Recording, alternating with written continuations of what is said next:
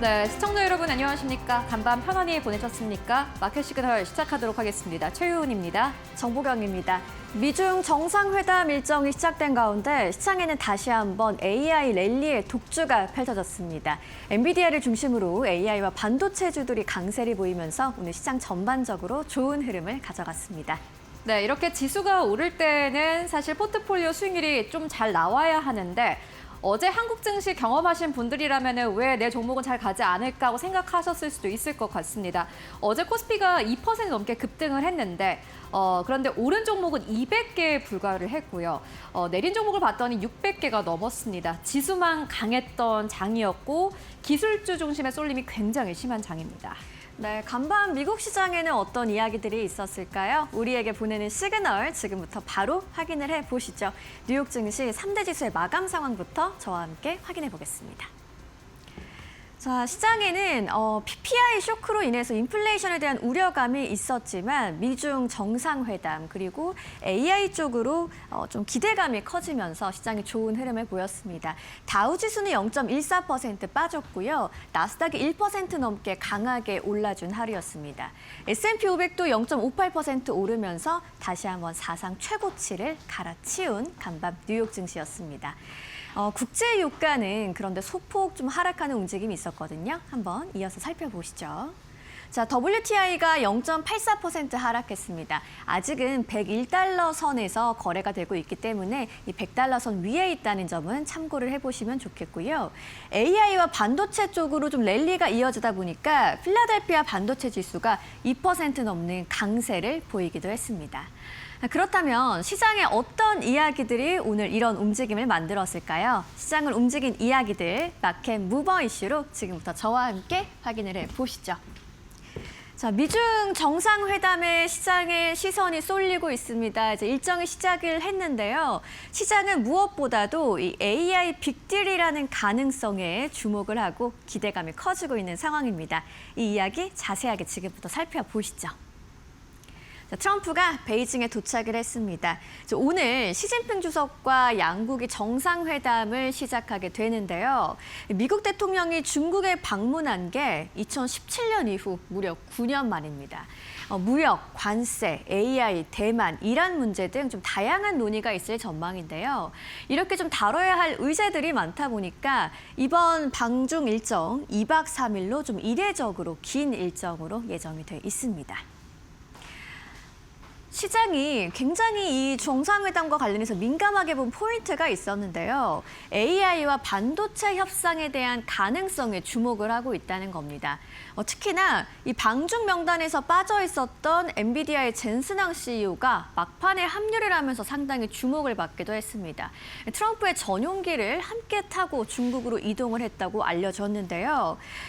젠슨항을 비롯해서 테슬라의 머스크, 그리고 애플, 마이크론, 퀄컴, 보잉 등 미국의 기업인들이 이번 일정에 대거 참석을 했습니다. 단순한 외교가 아니고 산업과 투자 협상이라는 성격이 부각되는 대목이었고요. 특히나 AI 칩과 반도체 규제 변화에 대한 기대감이 확대가 되고 있는 모습입니다. 그래서 오늘 히트맵을 통해서 확인해 보실 수 있듯이 엔비디아를 중심으로 AI와 반도체주의 강세가 두드러졌고요. 나스닥의 상승을 주도하게 되는 요인이 됐습니다. 시장이 이렇게 강하게 반응한 이유, 자, 여기서 좀 찾아볼 수 있겠습니다. 중국이 엔비디아의 핵심 시장이라는 점 상당히 중요하겠죠. AI 칩 수출 규제에 대한 완화 가능성이 부각되고 있는 이유고요. 공급망 불확실성이 축소될 거라는 기대감도 시장에 커져 있습니다. 반도체와 빅테크의 투자 심리를 개선시킬 수 있었던 이유가 됐습니다. 한편 추가적으로 좀 핵심 변수가 되는 건 바로 이란을 둘러싼 문제입니다. 미국은 중국의 이란 중재 역할을 요청할 가능성이 큰 상황인데요. 중국은 이란 원유의 최대 수입국으로 알려져 있죠. 호르무즈 해협의 안정 여부도 협상의 변수가 될 전망입니다. 시장은 이렇게 중동 리스크가 완화될 가능성까지도 오늘 일부 반영을 하는 모습입니다. 오늘 시장의 핵심 포인트 이렇게 좀 보실 수가 있겠네요. 미중 관계 개선에 대한 가능성이 AI 반도체 공급망의 기대감으로 연결이 됐고요. 특히나 앞서 말씀드린 것처럼 반도체 규제 변화 가능성이 기술주의 랠리를 자극했습니다. 이어서 소개드릴 PPI 오늘 좀 쇼크 수준으로 나왔는데 이 악재보다도 AI 모멘텀이 더 강하게 작동을 했다라고 볼 수 있겠습니다. 시장 관점에서 한마디로 한번 정리해 보겠습니다. 미중 정상회담, 단순한 외교 이벤트가 아니고요. AI 반도체 빅딜 가능성으로 오늘 시장은 받아들였습니다. 잠시 말씀드린 것처럼 오늘 4월 PPI 발표가 됐는데 전년 대비해서 6% 급등한 것으로 나왔습니다. 쇼크 수준이지만 시장에는 기술주의 강세가 펼쳐졌죠. 이 내용도 조금 더 자세하게 들여다보시죠. 미국의 4월 PPI 헤드라인을 보시면 1.4% 상승한 것으로 전월 대비 나왔습니다. 시장의 예상치는 0.5% 상승이었기 때문에 상당히 크게 상회를 했고요. 2022년 3월 이후에 최대 상승폭이었습니다. 전년 대비해서도 6%가 상승을 했는데 시장의 예상치를 뛰어넘는 수준이었고요. 2022년 말 이후에 최고 수준이었습니다. 식품과 에너지 등 좀 변동성이 큰 부분을 제외한 근원 PPI도 같이 보셔야 되는데요. 마찬가지로 강세를 보였습니다. 전월 대비해서 시장의 예상치를 2배 정도 상회하는 수준으로 발표가 됐는데 이건 결국 기업 전반에 비용 압력이 확대되고 있다는 부분으로 시장이 해석을 했고요. 인플레이션 우려는 다시 한번 커질 수 있는 재료였습니다. 시장의 오늘 반응을 한번 살펴보시죠. 일단 시장은 중동 전쟁의 영향이 실제 기업 원가로 번지고 있다라고 받아들였습니다. 에너지와 운송비의 상승이 기업의 생산비 부담을 확대시키기 때문에 결국은 소비자 물가가 추가로 상승할 수 있는 가능성에 대한 우려감이 커지는 순간이었는데요. 이게 결국은 연준의 금리 인하 기대감을 약화시키면서 고금리 장기화 우려감도 확대될 수 있는 이야기였습니다. 그래서 오늘 실제로 시장은 이런 반응을 내놨습니다. 일단 미국의 국채 금리가 급등했습니다. 10년물은 장중에 4.5%까지 올랐고요. 30년물도 5%를 돌파하는 시도를 하기도 했습니다. 그리고 금융주와 경기 민감주 쪽으로 좀 약세가 나오면서 다우지수는 오늘 상대적으로 부진했습니다. 하지만 기술주의 강세로 나스닥과 S&P 500은 올랐다는 점까지 확인하셨죠. 오늘 시장을 정리를 해보면 이렇게 PPI 쇼크 속에서도 결국은 AI와 반도체의 기대감이 시장의 방향을 결정했다라고 정리해 볼 수 있겠습니다. 자, 오늘 시장의 이슈 확인하셨고요. 종목들과 관련한 자세한 이야기는 최효은 앵커와 만나보시죠. 네, 기술주 강세가 이어지고 있습니다. 아마 미국에 투자하시는 분들이라면은 땡큐 AI라고 외치지 않을까 하는 생각이 듭니다. 특히나 반도체주 중심으로 다시 한번 아주 강력한 랠리가 나오고 있습니다. 먼저 엔비디아가 오늘 시장에서 선두주자급으로 함께 올라줬습니다. 보시다시피 엔비디아 2.2%대 상승 나오면서 거래를 마감을 했습니다. 젠슨 황 CEO가 함께 중국에 방문했다라는 소식과 함께 기대감 꽤나 커졌습니다. H200 칩이 중국에 다시 수출되는 것이 아니냐라는 기대감이 나왔습니다. 사실 H200 같은 경우에는 중국에 파는 물량 자체가 엔비디아 전체 매출 가운데서 그리 크지는 않지만 그래도 중국이 큰 땅이지 않습니까? 아무래도 기대감이 나올 수밖에 없는 상황이고요. 애플은 1.38% 넘게 상승하면서 거래 마감했습니다. 애플은 이제 주당 $300 선을 넘어선 상황입니다. 특히나 이제 호실적을 발표한 M7 기업들을 연이어서 상승 탄력을 강력하게 보여주는 흐름을 이어가고 있습니다. 간밤에도 역시나 마찬가지로 다시 한번 신고가를 경신하는 흐름 보여주기도 했고요. 알파벳도 3.9%대 상승 나왔습니다. 알파벳 같은 경우도 역시나 마찬가지로 스페이스X와 협력을 해서 우주의 데이터 센터를 세운다라는 소식이 어제 나왔는데 어제 시장에서 크게 반영이 되지 않다고 오늘 시장에서 다시 한번 아주 강력한 상승세가 나왔고요.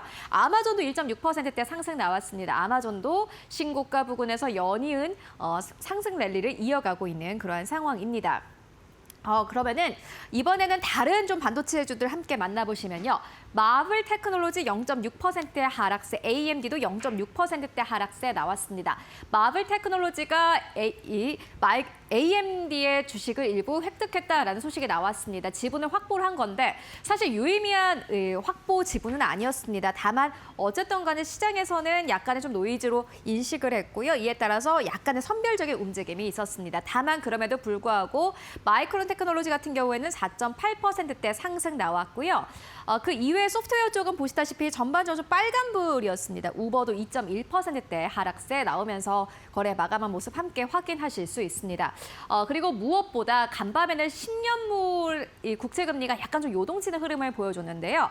이에 따라서 유틸리티 쪽이 좀 크게 하락하는 그러한 흐름을 보여주기도 했습니다. 일단 빨간불 나오는 쪽 대체적으로 오늘 시장에서 10년물 국채금리에 영향을 받았다라고 보시면 될 것 같습니다. 이렇게 전반적으로 조금 기술주가 강했던 시장이었는데 그렇다면 특징적인 종목들 어떤 것들이 있었을까요? 오늘도 세 가지 기업 저희와 함께 만나보도록 하겠습니다. 오늘 시장 첫 번째 기업은 알리바바입니다. ADR입니다. 뉴욕 증시에서 거래되고 있는 티커는 BABA. 알리바바가 8.6% 넘게 상승하면서 거래를 마감을 했습니다. 알리바바가 실적을 발표를 했는데 일단 실적 자체는 일부는 좀 시장의 예상치를 하회하는 흐름을 보여주기도 했습니다. 다만 이 전체적인 볼륨을 보고 투자자들은 판단하지 않았습니다. 어느 쪽이 좋았냐, 그리고 지금 AI 쪽으로 투자를 확대하는 가운데 알리바바가 이쪽에서 역시나 지금 선두주자가 될 수 있겠느냐, 그 부분을 좀 확인을 했는데 클라우드 컴퓨팅 매출이 전년 동기 대비해서 38% 넘게 증가한 것으로 나타났습니다. 투자자들은 환호를 했고요. 여기에 더불어서 알리바바는 AI 쪽에 투자를 확대하겠다라고 밝혔습니다. 이와 함께 상승 탄력을 아주 강력하게 받으면서 거래 마감한 모습 함께 확인하실 수 있고요. 두 번째로는 에코스타입니다. FCC, 연방통신위원회가 400억 달러 규모의 주파수 매각을 승인했다라는 소식이 있었습니다. 에코스타가 가지고 있는 주파수의 일부를 다른 기업들에게 판 건데요. 그런데 중요한 것은 누구에게 팔았냐입니다. 일단 첫 번째 기업은 AT&T입니다. 미국의 3대 통신사 중 하나입니다. 한국으로 치면은 뭐 LG, U+, SK텔레콤 정도로 생각을 하실 수도 있을 것 같은데 두 번째 기업이 스페이스X입니다. 스페이스X의 주파수 일부를 매각했다라는 소식이 사실 지난해부터 연이어서 조금 주목을 받고 있는 상황이고요. 다시 한번 3% 가깝게 급등하면서 거래 마감한 모습 함께 확인하실 수 있습니다. 네, 세 번째 기업으로는 코히런트인데요. 오늘 광통신주 한국에서도 좀 잘 살펴보실 필요가 있을 것 같습니다. 사실 광통신주가 뚜렷한 이슈는 없었습니다. 뭔가 긍정적인 모멘텀이 뚜렷하게 나온 것은 아닌데 이게 순환매의 성격으로 최근 들어서 다시 한번 상승 탄력을 아주 강력하게 보여주고 있습니다. 대표적으로 최근 들어서 뭐 AMD, 인텔 이런 기업들이 급등 흐름을 보였었죠. 그런데 광통신주는 그에 비해서 크게 오르지 못했습니다. 다만 간밤 시장에서 다시 한번 랠리가 나왔고요. 코히런트 7.9% 넘게 급등하면서 거래 마감했습니다. 코히런트뿐만이 아니라 코닝과 같은 요 광통신주도 함께 상승 탄력을 보였는데 이러한 기업들 오늘 시장에서 또 한국 시장에는 어떤 영향을 줄지 함께 체크해 보시면 좋을 것 같습니다. 그리고 장 마감 이후에 실적을 발표한 기업 있습니다. 시스코 시스템즈인데요. 역시나 마찬가지로 현재 미국에서 AI 쪽으로 투자가 확대되면서 기대감을 받는 기업입니다. EPS와 매출 모두 다 시장의 예상치를 상회했습니다. 가이던스가 굉장히 좋았다라는 것도 긍정적이었고요. 시스코 시스템즈는 AI 주문 수요가 폭발하면서 긍정적인 실적을 낼 수 있었다라고 강조를 했습니다. 그리고 이뿐만이 아니라 또 긍정적인 소식이 한 가지 있었는데요. 레이오프를 단행을 하겠다라고 밝혔습니다. 구조조정을 진행하겠다고 밝혔는데 4,000명의 인력을 구조조정을 하겠다라고 밝혔고요. 이는 전체 인력 가운데서 5% 규모다라고 CNBC는 논평을 했습니다. 재무 구조도 좋아지고 있고 여기에 더불어서 실적도 함께 좋아지고 있다라는 긍정적인 기대감 나오면서 보시다시피 시간외에서 16% 넘게 급등세를 보였습니다. AI 쪽으로 그리고 기술주 중심의 랠리가 나올 수밖에 없는 이유가 될 것 같습니다. 그렇다면 오늘 시장 어떻게 정리해 볼 수 있을까요? 저희가 오늘 시장 가지고 왔습니다. 베어드 투자은행에서 나온 투자 의견을 저희가 이렇게 정리를 해봤는데요. 반도체 투자 테마는 이제 시장의 흐름과 별개로 움직이고 있다라고 논평을 했습니다. 실제로 그렇습니다. 여러분들 사모펀드 대출 사태가 사실 지금 이 사태가 생긴 지 3달도 되지 않았습니다. 그런데 시장은 굉장히 잘 가고 있고요. 미국과 이란 간의 전쟁도 연이어서 나오고 있는 가운데서도 사실 반도체 쪽은 연이어서 상승 탄력을 받아가고 있습니다. 말 그대로 별개로 움직이고 있다라는 표현이 딱 맞아 떨어집니다. 그리고 투자자들은 AI 붐은 결국 이어질 것으로 믿으며 관련 종목으로 피신하고 있다라고 표현을 했는데요. 지금 사실 S&P 500 가운데서도 11개 섹터 가운데 하락한 섹터의 하락률은 1%가 넘어갑니다. 그럼에도 불구하고 S&P 500은 신고가를 이어가고 있습니다. 기술주 중심의 쏠림이 이어지고 있는 상황이고 한국 증시도 역시나 마찬가지로 코스피 지수는 2% 넘게 올랐지만 오른 종목은 200개에 불과한 상황입니다. 지금 기술주를 바라보는 시선이 사실 이전과는 달라진 듯합니다. 이런 흐름이 이어질 수 있을지 함께 확인해 보도록 하겠습니다. 네, 지금까지 간밤 시장 상황 함께 알아보고 왔습니다.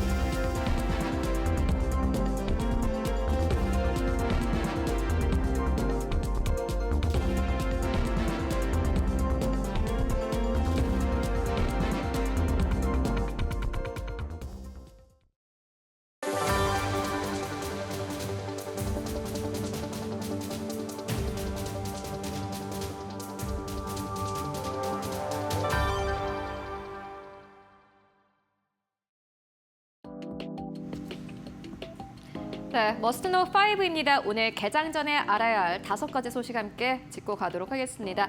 이번 주 시장의 최대 관전 포인트는 미국과 중국 간의 만남이 아닐까 싶은데요. 여러 가지 투자 의견들이 나오고 있습니다. 큰 수확은 없을 것이다. 또는 무언가가 변화가 있을 것이다라는 상반된 투자 의견들 나오고 있습니다. 바클레이즈는 미국과 중국 간의 관세 전쟁이 휴전에 들어갈 가능성이 높다라고 내다봤습니다. 바클레이즈는 중국이 미국산 제품 구매를 확대할 경우 미국과 중국 양국 관세가 추가로 낮아질 수 있다고 전망했습니다. 특히 중국이 보잉 항공기와 미국산 원유, 대두 등을 대규모로 구매할 경우 추가 협상 여지가 커질 수 있다고 분석했습니다. 양국은 지난해 10월 합의를 통해 중국의 히토류 수출 통제 중단과 미국의 대중 판탄일 관세 인하에 합의한 바 있습니다. 당시 미국은 관련 관세를 20%에서 10%로 낮췄습니다. 덜불어 울프 리서치는 이번 방중 일정에서 대규모 구매 약속이 나올 가능성이 있다라고 추가 분석했습니다. 특히 미국과 중국의 무역 불균형 완화를 위한 구매 확대가 협상의 핵심 카드가 될 수 있다고 평가했습니다. 한편 도널드 트럼프 미국 대통령은 현지 시간 13일 중국 베이징에 도착해 2박 3일간의 국빈 방문 일정에 돌입했습니다. 네, 관세 전쟁이 휴전에 들어갈 수 있다. 한국 증시에게는 긍정적인 모멘텀이 될 수 있을 것으로 보여집니다. 관련된 뉴스 계속해서 팔로우 해보도록 하겠고요. 이번에는 두 번째 뉴스입니다. 엔비디아 관련 뉴스인데 엔비디아가 간밤에 상승 탄력을 보이면서 거래를 마감을 했습니다.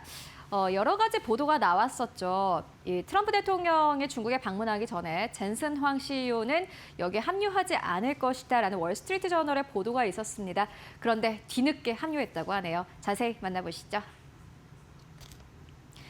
젠슨 황 엔비디아 최고 경영자가 도널드 트럼프 미국 대통령의 방중 일정에 뒤늦게 합류하면서 H200 인공지능 칩의 중국 공급에 대한 기대감이 나오고 있습니다.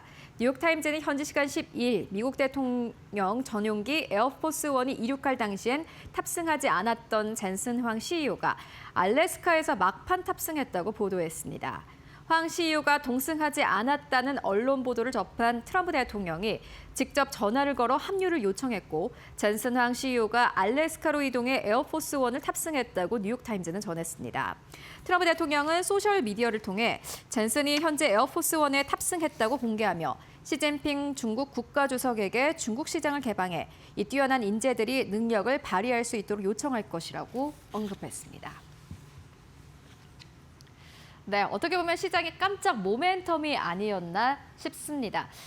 실제로 젠슨 황이 방문을 하면서 어떠한 변화가 생길지 함께 알아보는 것도 이번 미국과 중국 간의 만남의 관전 포인트가 될 것 같습니다. 이어서 세 번째 뉴스로 옮겨가 보시죠. 케빈 워시의 미국 연준 의장 후보자가 상원의 인준을 통과했다라는 소식이 있었는데요. 어떠한 내용일까요? 자세하게 만나보시죠. 케빈 워시 미국 연방준비제도 연준 차기 의장 후보자에 대한 인준안이 미국 연방 상원을 통과했습니다. 상원은 현지 시간 13일 본회의를 열고 워시 후보자 인준안을 표결에 붙인 결과 찬성 54표, 반대 45표로 가결했습니다. 앞서 상원은 전날 워시 후보자의 연준이사 인준안도 처리한 바 있는데요.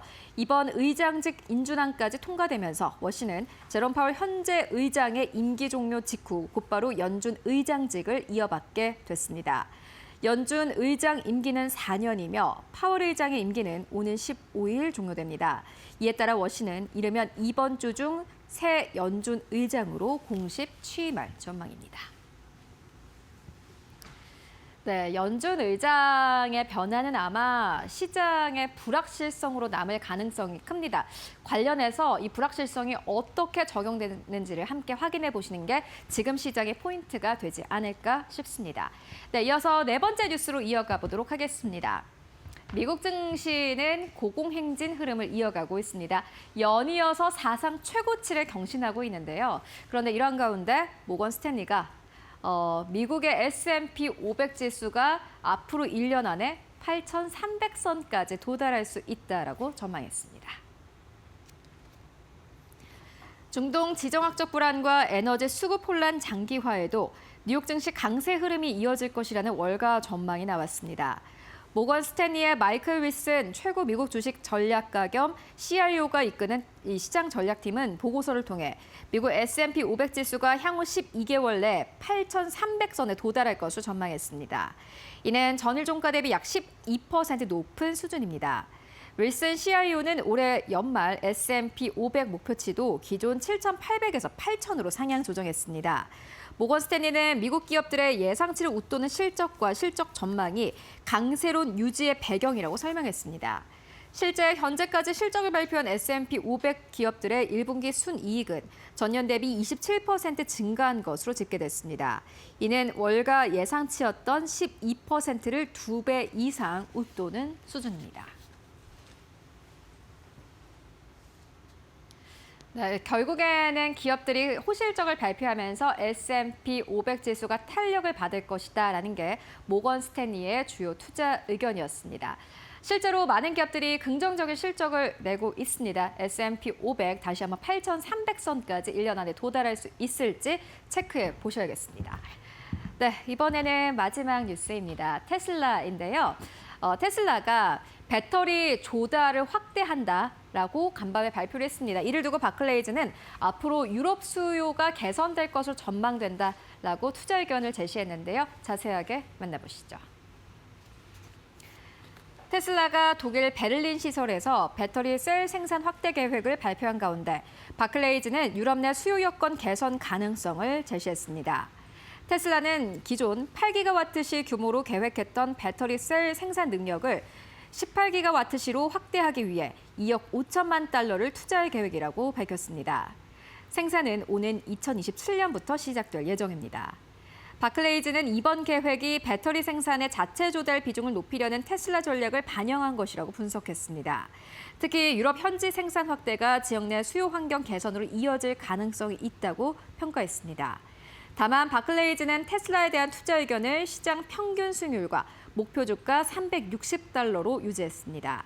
이는 전일 종가 대비 약 16.8% 낮은 수준입니다.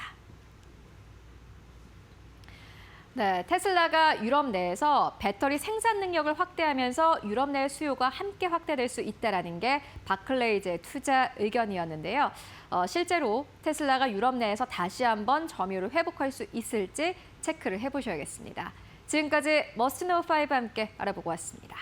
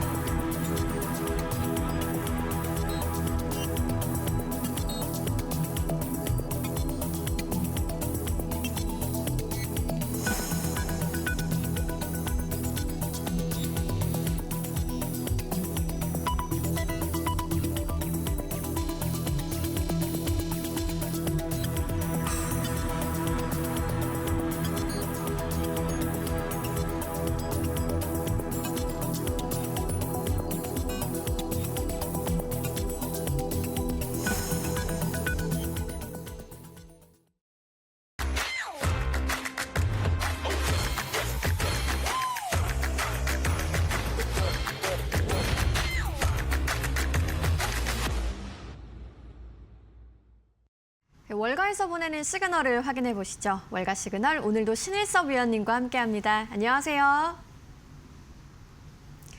네, 뉴욕 증시 마감 상황부터 이야기해 보도록 하겠습니다. 미중 정상회담이 일정 시작이 됐고요. 시장은 특히나 AI 반도체 협상 가능성에 주목을 하고 있습니다. 특히나 젠슨 왕이 막판에 방중 명단에 합류를 하면서 엔비디아 중심으로 AI와 반도체 강세가 있었는데요. 기술주 랠리가 이어진 간밤 시장이었습니다. 위원님께서는 시장 상황을 좀 어떻게 보셨나요? 네, 대단하다고 할 수가 있겠습니다. 네. 지금 아랍에미리트나 사우디도 지금 참전을 했다, 그동안 공격을 했다, 이 소식도 들리고 이란이 끝까지 항전을 얘기를 했거든요. 그런데 지금 전쟁 이슈에도 불구하고 그냥 시장은 주구장창 위로 밀어붙이고 있다. 인공지능 신의 성장은 끝이 없는 것 같습니다. 제가 이거를 만들면서도 느꼈는데 여러분들 눈치채신 분들도 있을 거예요. 예전에 이미지 만들 때 클로드는 글짓기 선수라 어차피 이미지에 약했었고 그록이랑 챗GPT 이용해서 이미지 만들었을 때 한글 다 깨졌잖아요. 그래서 제가 나노 바나나로 만들기 시작하면서 이거 대박이다, 시장 끝났다 이렇게 얘기를 다들 했었어요. 근데 그럼에도 불구하고 한글 깨진 거 꽤 있었거든요. 중간에 머뭇거릴 때가 있었을 거예요. 눈치채신 분들은. 근데 거기서 갑자기 챗GPT가 이미지 2.0을 내놨는데 이게 대박이 난 거예요. 지금 한글이 아예 안 깨져요. 그또 시장을 또 뒤엎었거든요, 지금. 그러니까 지금 이걸 보면은 이걸로 인해서 끝났다, 구글이 끝냈다 했는데 챗GPT가 또 역전을 해요. 그럼 구글이 또 모델이 새로 나오겠죠? 그러니까 지금 이런 것들을 보니까 아직도 성장이 멈추지 않았구나. 저는 그걸 보면서도 느꼈거든요. 제가 뭐 아주 빠르게는 못 따라가요, 저도. 근데 지금 뭐 여러 가지를 보면은 지금 이 새롭게 나오는 모델마다 더 진화돼서 나와. 이게 끝이 안 나요. 그러니까 이게 인공지능 신이 끝나지 않았다는 것을 현실에서 느낄 수 있는 부분이거든요. 그렇기 때문에 전쟁 이슈도 이런 성장을 막지를 못하는 것 같다는 생각이 들고, 그래서 지금 이 하이퍼스케일러 업체들이 너도 나도 지금 계속 주가를 올리고 있는 상황이고요. 엔비디아의 어떤 1위, 이를 지금 구글하고 애플이 추격하는 또 3파전이 또 이루어지고 있기 때문에 시장의 강한 모멘텀이 계속되지 않나 이런 생각이 듭니다.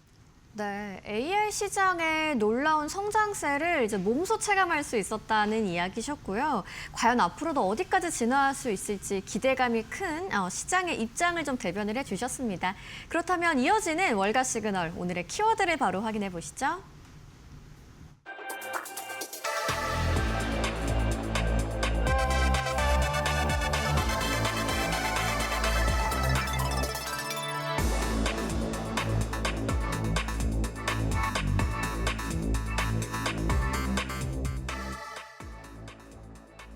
월가 월가 시그널 첫 번째 키워드 구글의 이야기로 바로 이어가 보겠습니다. 이 모기업인 알파벳 간밤에 4% 가까이 주가가 급등을 하면서 402달러를 돌파했습니다. 사상 최고가를 경신한 건데요. AI 투자에 대한 기대감이 강하게 반영이 되고 있습니다. 오늘 월가 시그널의 첫 번째 키워드 이야기 바로 시작해 보시죠.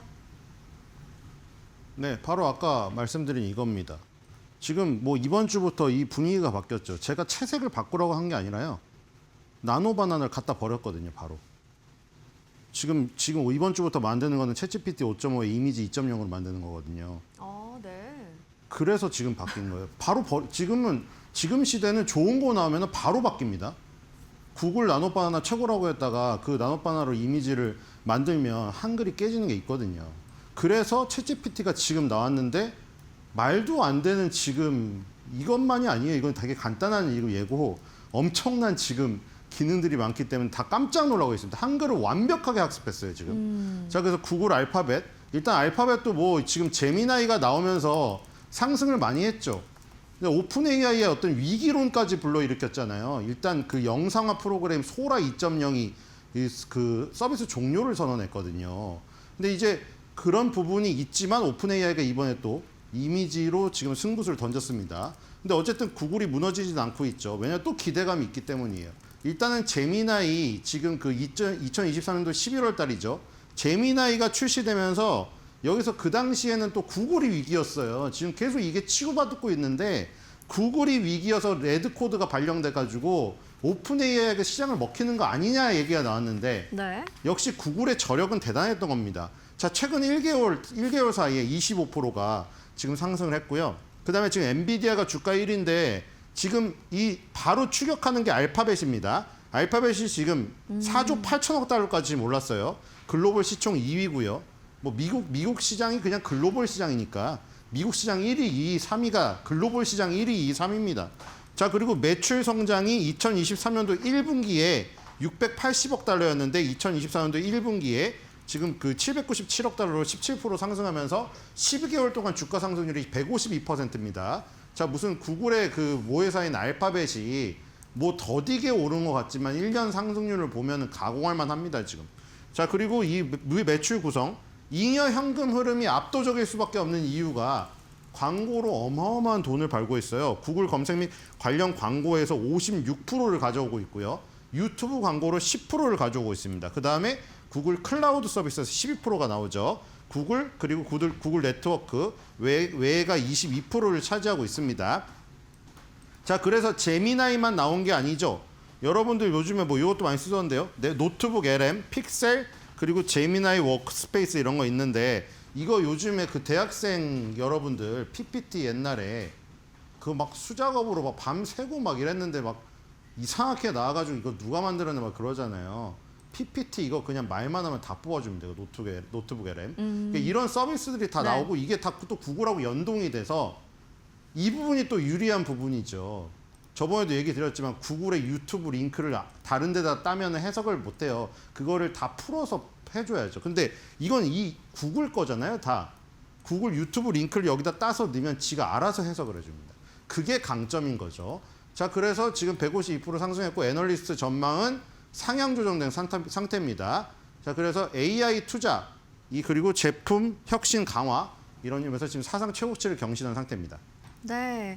엔비디아에 이어서 글로벌 시총 2위 기업으로 우뚝 선 알파벳입니다. 이제 시장이 더 이상 구글을 단순히 검색 기업이라고 평가하지 않습니다. AI 플랫폼 기업으로서 AI 경쟁의 선도주자 입지를 강화해가는 모습인데요.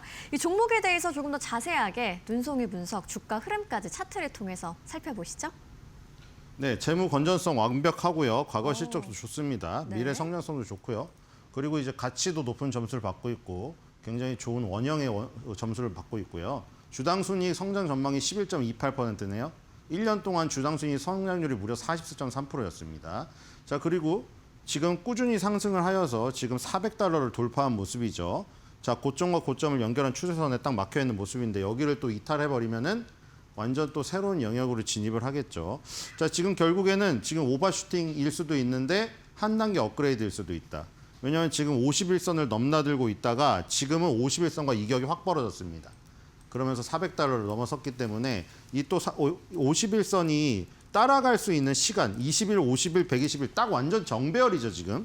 여기서 이격이 벌어졌는데 이격이 벌어진 걸 이격 조정을 하고 갈 거냐 아니면 이 고점 추세선을 넘어가지고 그냥 한 단계 퀀텀 점프를 해버릴 것이냐. 그것에 따라서 지금 미국의 주가가 더 상승하느냐 마느냐 이게 지금 걸려 있는데 지금 상방의 압박이 상당히 지금 큰 상황으로 지금 그 예상이 됩니다. 그래서 만약에 여기를 돌파를 시켜버리면 한 단계 아예 퀀텀 점프가 나올 가능성이 있지 않을까 이런 생각이 듭니다. 자, 그리고 실적을 보겠습니다. 자, 실적이 이 파란색이 실제 매출이고요. 회색이 예상 매출이죠. 최근에 지금 그 바로 전이죠. 2025년도 3분기 정도까지만 해도 이 예상 매출에 대비해서 실제 매출이 비슷하거나 적게 나왔었죠. 그러다가 2026년도 1분기부터 확실하게 파란색이 회색을 넘나들기 시작하죠. 자, 그러니까 지금 이 서프라이즈 부분이 이 정도 차이 나는 거는 지금 2022년도 4분기 요 정도 요거보다도 지금 더 크네요. 그렇죠? 지금 완전히 서프라이즈 크기가 굉장히 커지고 있습니다. 1년 내 가장 크죠. 딱 막대 그래프 키 차이를 보세요. 그러니까 지금 어닝 서프라이즈 수준이 많이 나오고 있다는 겁니다. 자, 그래서 2026년도 1분기가 어느 정도였냐면 지금 매출이 104.07 빌리언 달러 예상이었는데 5.60% 상회했죠. 그다음에 주당 순이익은 무려 92.11% 상회했습니다. 지금 주당 순이익이 엄청나게 지금 높게 나온 지금 상황입니다. 그래서 1년 주가 상승률 152% 아까 나왔지만 그 더 자세히 들여다보면 지금 이 주당 순이익의 어닝 서프라이즈 이 정도가 굉장히 높게 나오고 있다. 그리고 지금 매출액 성장 같은 경우는 지금 17개 분기 중에 12개 분기에서 시장 예상치 상회. 근데 아까 말했듯이 최근에 매출 상회가 강화되고 있다. 이렇게 보시면 될 것 같습니다. 네. 자, 그리고 33개 의견 중에서 28개 의견 이 바이면서 스트롱 바이입니다. 426.44 달러가 컨센서스인데 지금 이제 5.90%밖에 남지 않았기 때문에 거의 도달이 된 상태고요. 시가총액이 아까 4조 8천억 달러잖아요. 이렇게 가면은 또 5조 달러 기업이 또 하나 탄생을 해서 다시 한번 또 5조 달러 기업 3개를 갖는 또 모습이 출현할 가능성이 지금 높아지고 있습니다. 엔비디아, 알파벳, 마이크로소프트 뒤에 애플까지 따라오고 있거든요. 이러다가 5조 달러가 4개가 되겠어요. 이렇게 되면 이제 나스닥이라든가 필라델피아 반도체 지수는 한 단계 더 위로 가는 상황이 연출될 수도 있겠습니다. 네. 간밤 4% 가까이 급등이 나온 알파벳, 구글입니다. 1분기 매출은 전년 대비 17% 증가를 했고요. 실적 발표 이후 월가의 전망치는 줄 상향하고 있습니다.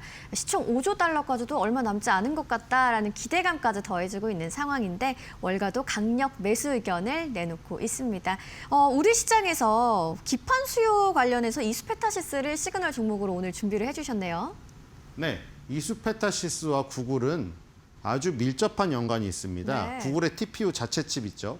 엔비디아의 GPU에 대항해서 나온 이게 지금 어느 정도 영향이 있냐? 구글 TPU는 칩이죠. 칩에 밑받침해주는 기판의 점유율이 이수페타시스께 40%를 차지하고 있습니다. 이수페타시스가 핵심 구글의 벤더임을 알 수가 있겠죠. 자, 그래서 데이터 센터 구축 및 운영에 여기에 이제 들어가는데 아까 보면은 매출 비중에 구글 클라우드 서비스가 있었죠. 바로 이 데이터 센터에서 구글 클라우드를 돌리는 거잖아요. 근데 그 구글 클라우드를 돌리는데 핵심 칩으로 이제 엔비디아 GPU가 아니라 자체 TPU를 써서 아마 그래서 그 아까 전에 마진폭, 주당 순이익이 저렇게 예상 상회치가 거의 92%가 나온 게 아닌가. 마진폭이 자기네 걸 쓰니까 이제 넓어진 거죠. 수직 계열화를 해가지고. 근데 그 기판을 담당하는 게 지금 이수페타시스가 40%니까 엄청난 영향이죠. 자, 보면 이제 기판이 이렇게 되어 있잖아요. 보통 초록색으로 되어 있죠. 요즘에 이제 이거를 뭐 유리 기판으로 바꾼다 그 얘기까지 나오고 있는 건데 저렇게 초록색 기판으로 되어 있습니다. 프린터 서킷 보드라고 PCB죠. PC 기판을 공급을 하는데 약 시장 점유율이 40% 차지하고 있고요. 그래서 이제 TPU를 많이 쓰고 TPU를 많이 쓰는 AI 데이터 센터를 돌리면 돌릴수록 이수페타시스의 요 지금 매출은 늘어날 수밖에 없다. 그래서 핵심 벤더라고 할 수가 있겠습니다. 그래서 이수페타시스가 엔비디아의 핵심 벤더이기도 했잖아요. 구글도 있어요. 그러니까 이수페타시스는 이제 슈퍼 을의 자리에 오를 수가 있는 네. 지금 저희가 된 거죠. 네. 자, 구글 TPU 기판의 약 40% 점유율을 갖고 있는 이수페타시스입니다. AI 시대를 함께 여는 구글의 핵심 파트너라고 할 수 있겠네요. 오늘 시그널 받을 종목으로 이수페타시스 꼭 눈여겨보시면 좋겠습니다. 이어서 월가 시그널 두 번째 키워드도 바로 확인해 보시죠.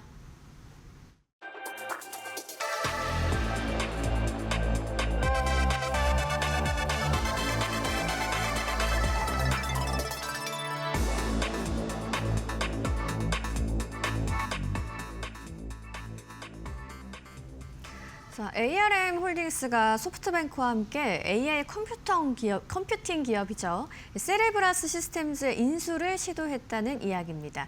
세레브라스는 IPO 전에 이러한 인수 제안을 거절했다고 하는데요. 기업 가치가 340억 달러가 될 거라는 전망도 나오고 있습니다. 오늘 월가 시그널 두 번째 키워드 바로 이야기해 볼까요? 네, 엔비디아가 공공의 적이죠. 자, 아까 전에 구글도 TPU를 내놓으면서 엔비디아의 GPU 영향력을 벗어나려고 하고 있고요. 마이크로소프트 그리고 뭐 구글, 메타 다 자체 칩을 지금 출시하려고 하고 있는 거죠.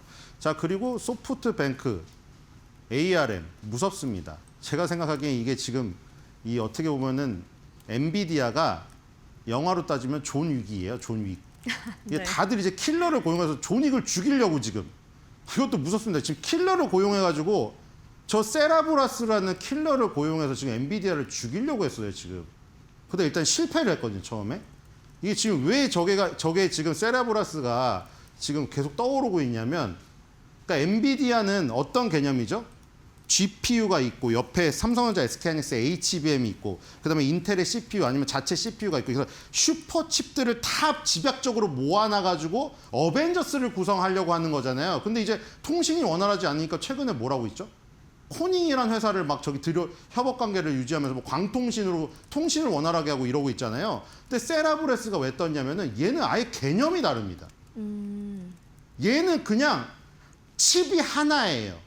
무슨 얘기인지 아시겠죠? 엔비디아가 꿈꾸는 세상은 여러 슈퍼칩들을 모아놓은 건데 세라브레스는 그걸 뭉뚱그려서 이 그릇만한 크기의 하나의 칩으로 끝내버리는 겁니다.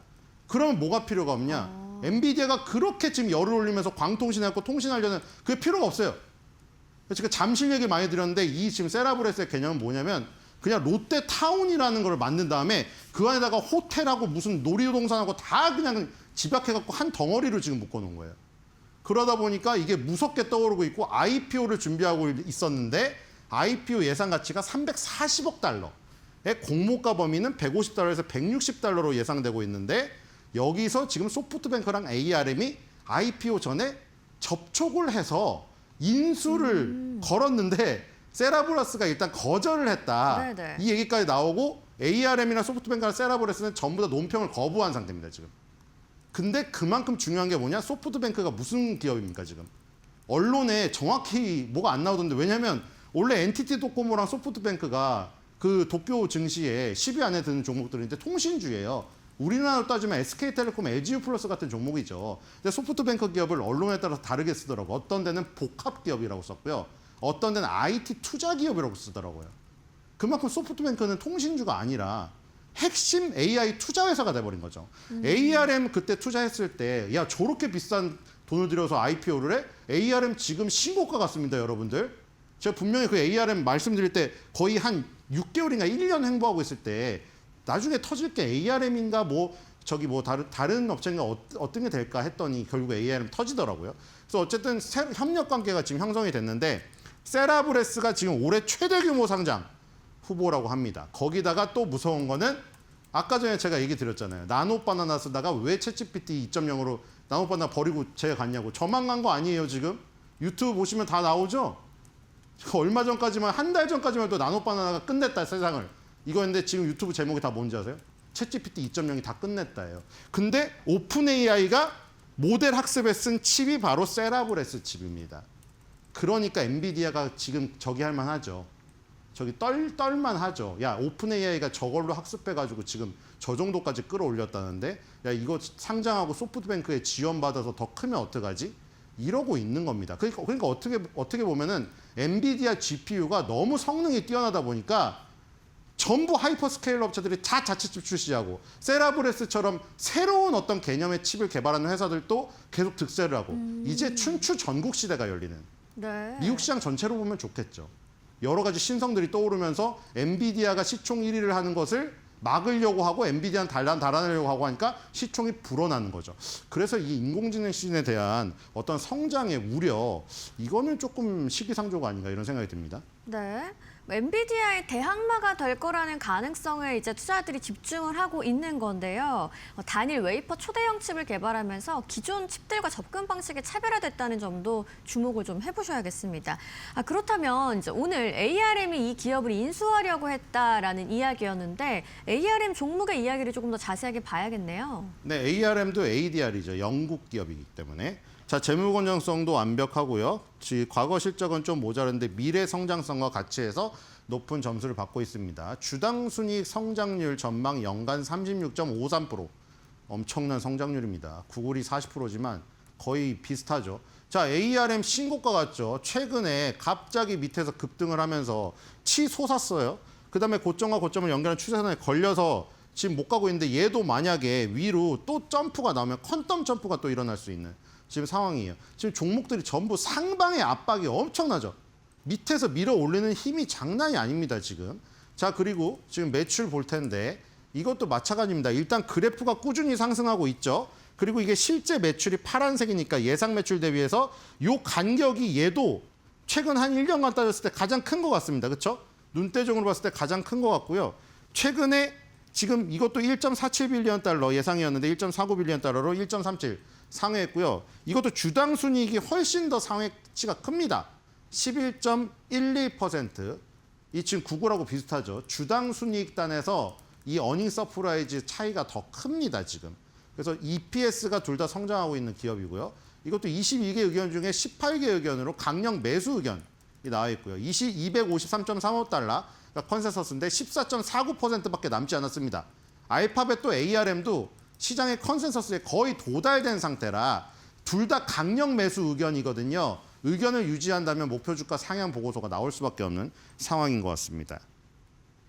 네, 엔비디아의 독주는 이제 차세대 칩 전쟁으로 확산이 됐습니다. 세레브라스, 올해 최대 규모의 AI 반도체 IPO가 될 거라는 기대감도 있는데요. 시장이 이제 GPU 이후에 차세대 AI 칩 구조까지 선점 경쟁에 들어갔습니다. 이 기업의 인수를 타진한 ARM 홀딩스의 종목 이야기까지 오늘 자세하게 살펴봤습니다. 신일섭 위원님과 함께했습니다. 좋은 말씀 고맙습니다.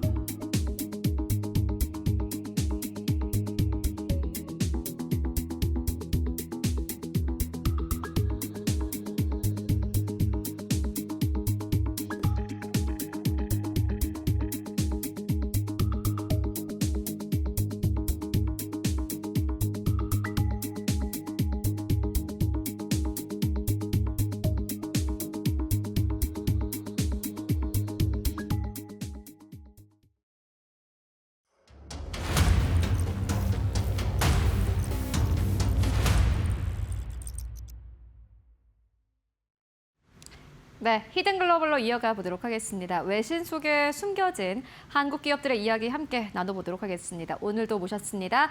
조우진 대표와 함께 해보도록 하겠습니다. 안녕하십니까, 대표님. 예, 안녕하세요. 네, 오늘 첫 번째 기사는 어디서 가지고 오셨습니까?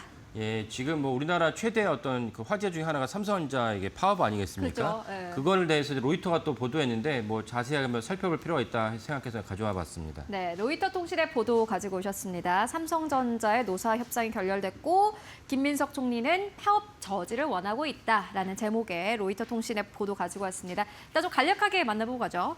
예.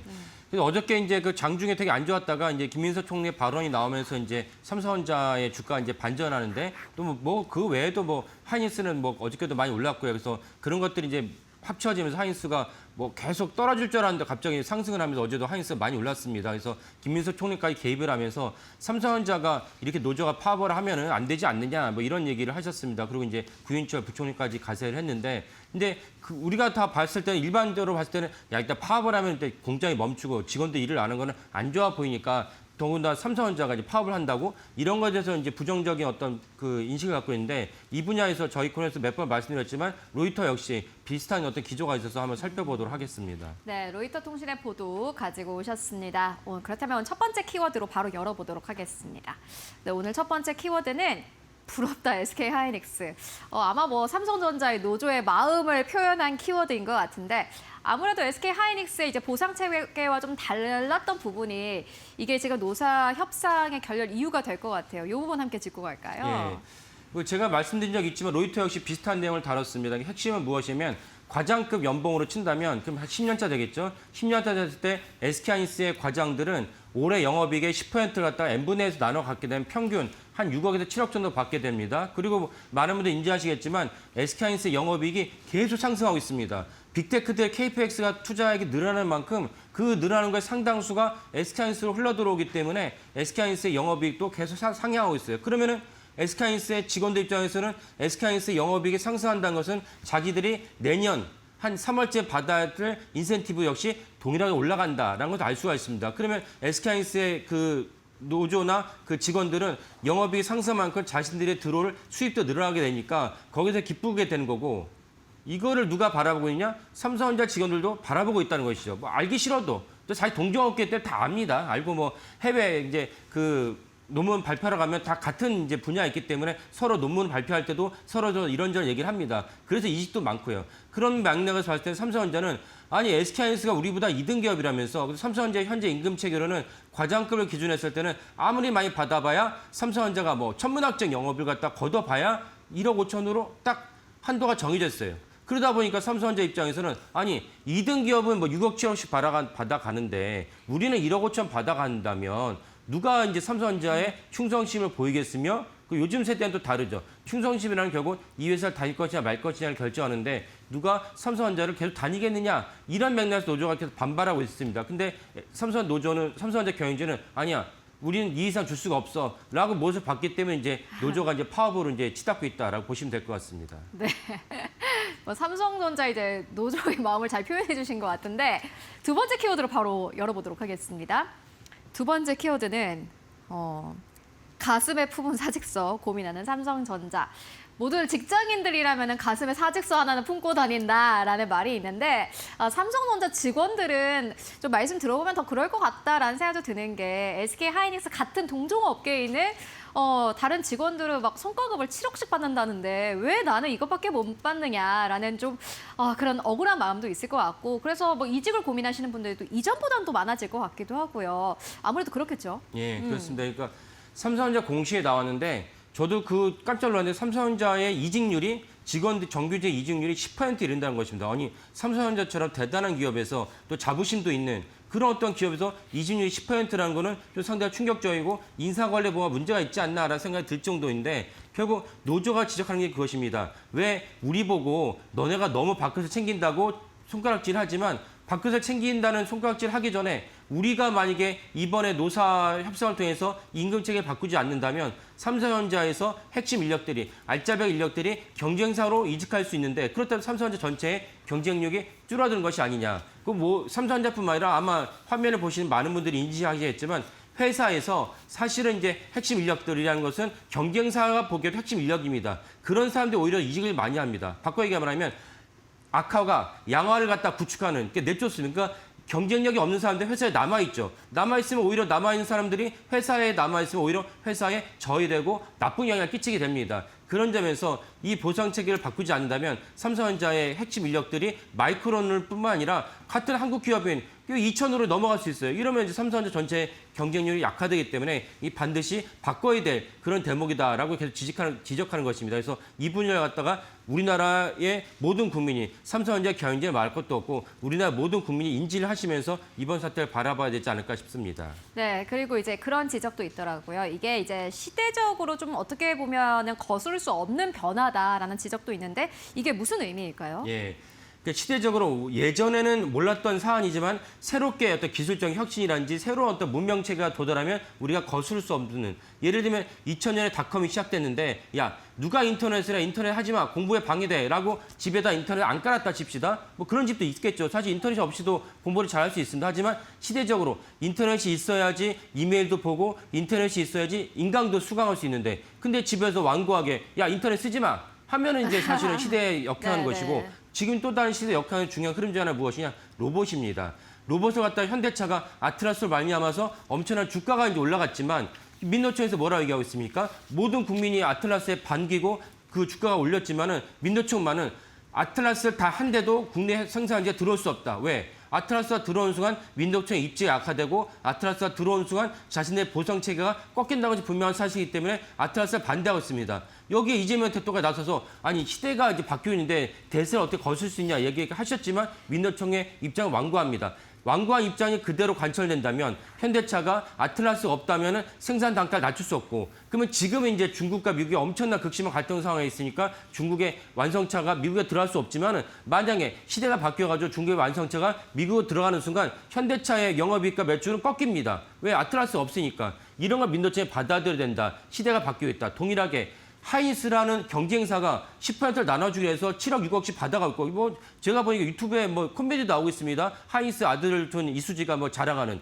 이런 시대적인 흐름을 갖다가 삼성전자 경영진이 거스른다면 이거는 사실은 크나큰 이제 그 패배의 경영적인 큰 실책을 자초하는 것이다라고 볼 수가 있겠습니다. 그래서 이 부분을 우리나라 국민들도 같이 다 봐야 되지 않을까 싶습니다. 네, 그럼 빅테크 기업들은 그렇다면은 전체 영업이익 가운데서 인건비 어느 정도 할애를 하고 있나요? 이게 뭐 SK 하이닉스가 특별히 많이 주는 건지 아니면은 뭐 삼성전자가 좀 적은 것인지 그 기준을 세우는 것도 사실 중요할 것 같거든요. 빅테크 기업들은 어떻습니까? 예. 가장 경쟁사에서 마이크론 같은 경우는 명확하게 인건비가 얼마라고는 나와 있지 않지만 대체적으로 봤을 때 마이크론에서 인건비가 영업이익에 차지하는 비중이 10% 이상이다라는 것입니다. 그리고 구글이나 애플 등도 그 영업이익의 10% 이상을 갖다 차지하고 있습니다. 왜 10% 이상이냐? 생각해 보십시오. 그럼 빅테크들도 사실은 대단한 핵심 인재들 근무를 해야 되는데 어디는 구글은 이제 8%, 7%를 차지하고 마이크론은 10% 이상이다. 그러면 구글에 있는 사람들이 계속 근무하겠습니까? 마이크론 넘어가죠. 어쩔 수 없습니다. 그러니까 다 같이 그 우리가 근무를 갖다가 그 근로 이직의 자유가 있는 상황에서는 어쩔 수 없이 이직에 대해서도 다 영업이익 10%를 줄 수밖에 없는 상황에는 분명한 현실이다. 분명한 현실을 갖다가 SK하이닉스가 먼저 받아들이는 어떤 불똥을 삼성전자 맞았는데 삼성전자가 외면해서는 사실 이 사태를 해결할 수 없다라고 이제 봐야겠습니다. 네, 첫 번째 뉴스로는 로이터 통신의 보도 만나보고 왔습니다. 삼성전자에 대해서 다루는데요.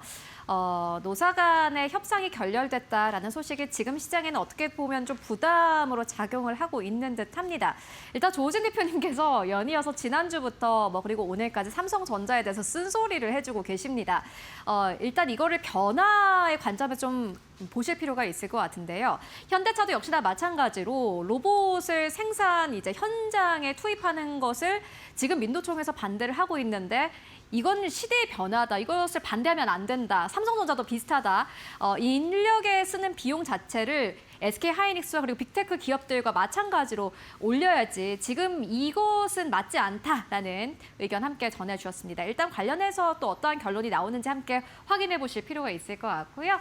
이어서 두 번째 이슈로 넘어가 보도록 하겠습니다. 두 번째 뉴스는 어디서 가지고 오셨어요? 예, CNBC가 그 우리나라의 시총에서 삼성전자, SK하이닉스가 차지하는 비중이 상당히 높다라고 이제 5월 달에 최고점을 찍었다라고 네. 보도를 했는데 비교해서 대만의 TSMC가 있지 않습니까? 대만의 TSMC 역시 대만 시장을 차지하는 비중이 꽤 높다라는 것을 동시에 지적을 했습니다. 그러다 보니까 되게 기자들이 쓰기엔 딱 정확한 어떤 그 제목에 딱 떨어지는 수치인데 이 수치에서 벗어날 뿐만 아니라 수치에서만 머무르지 않고 이러다가 나중에 부작용이 생길 수 있다. 그리고 부작용이 있는 여러 국가들 동시 제시했습니다. 그래서 한번 살펴보도록 하겠습니다. 네, 알겠습니다. 그럼 첫 번째 키워드 바로 만나보도록 하겠습니다.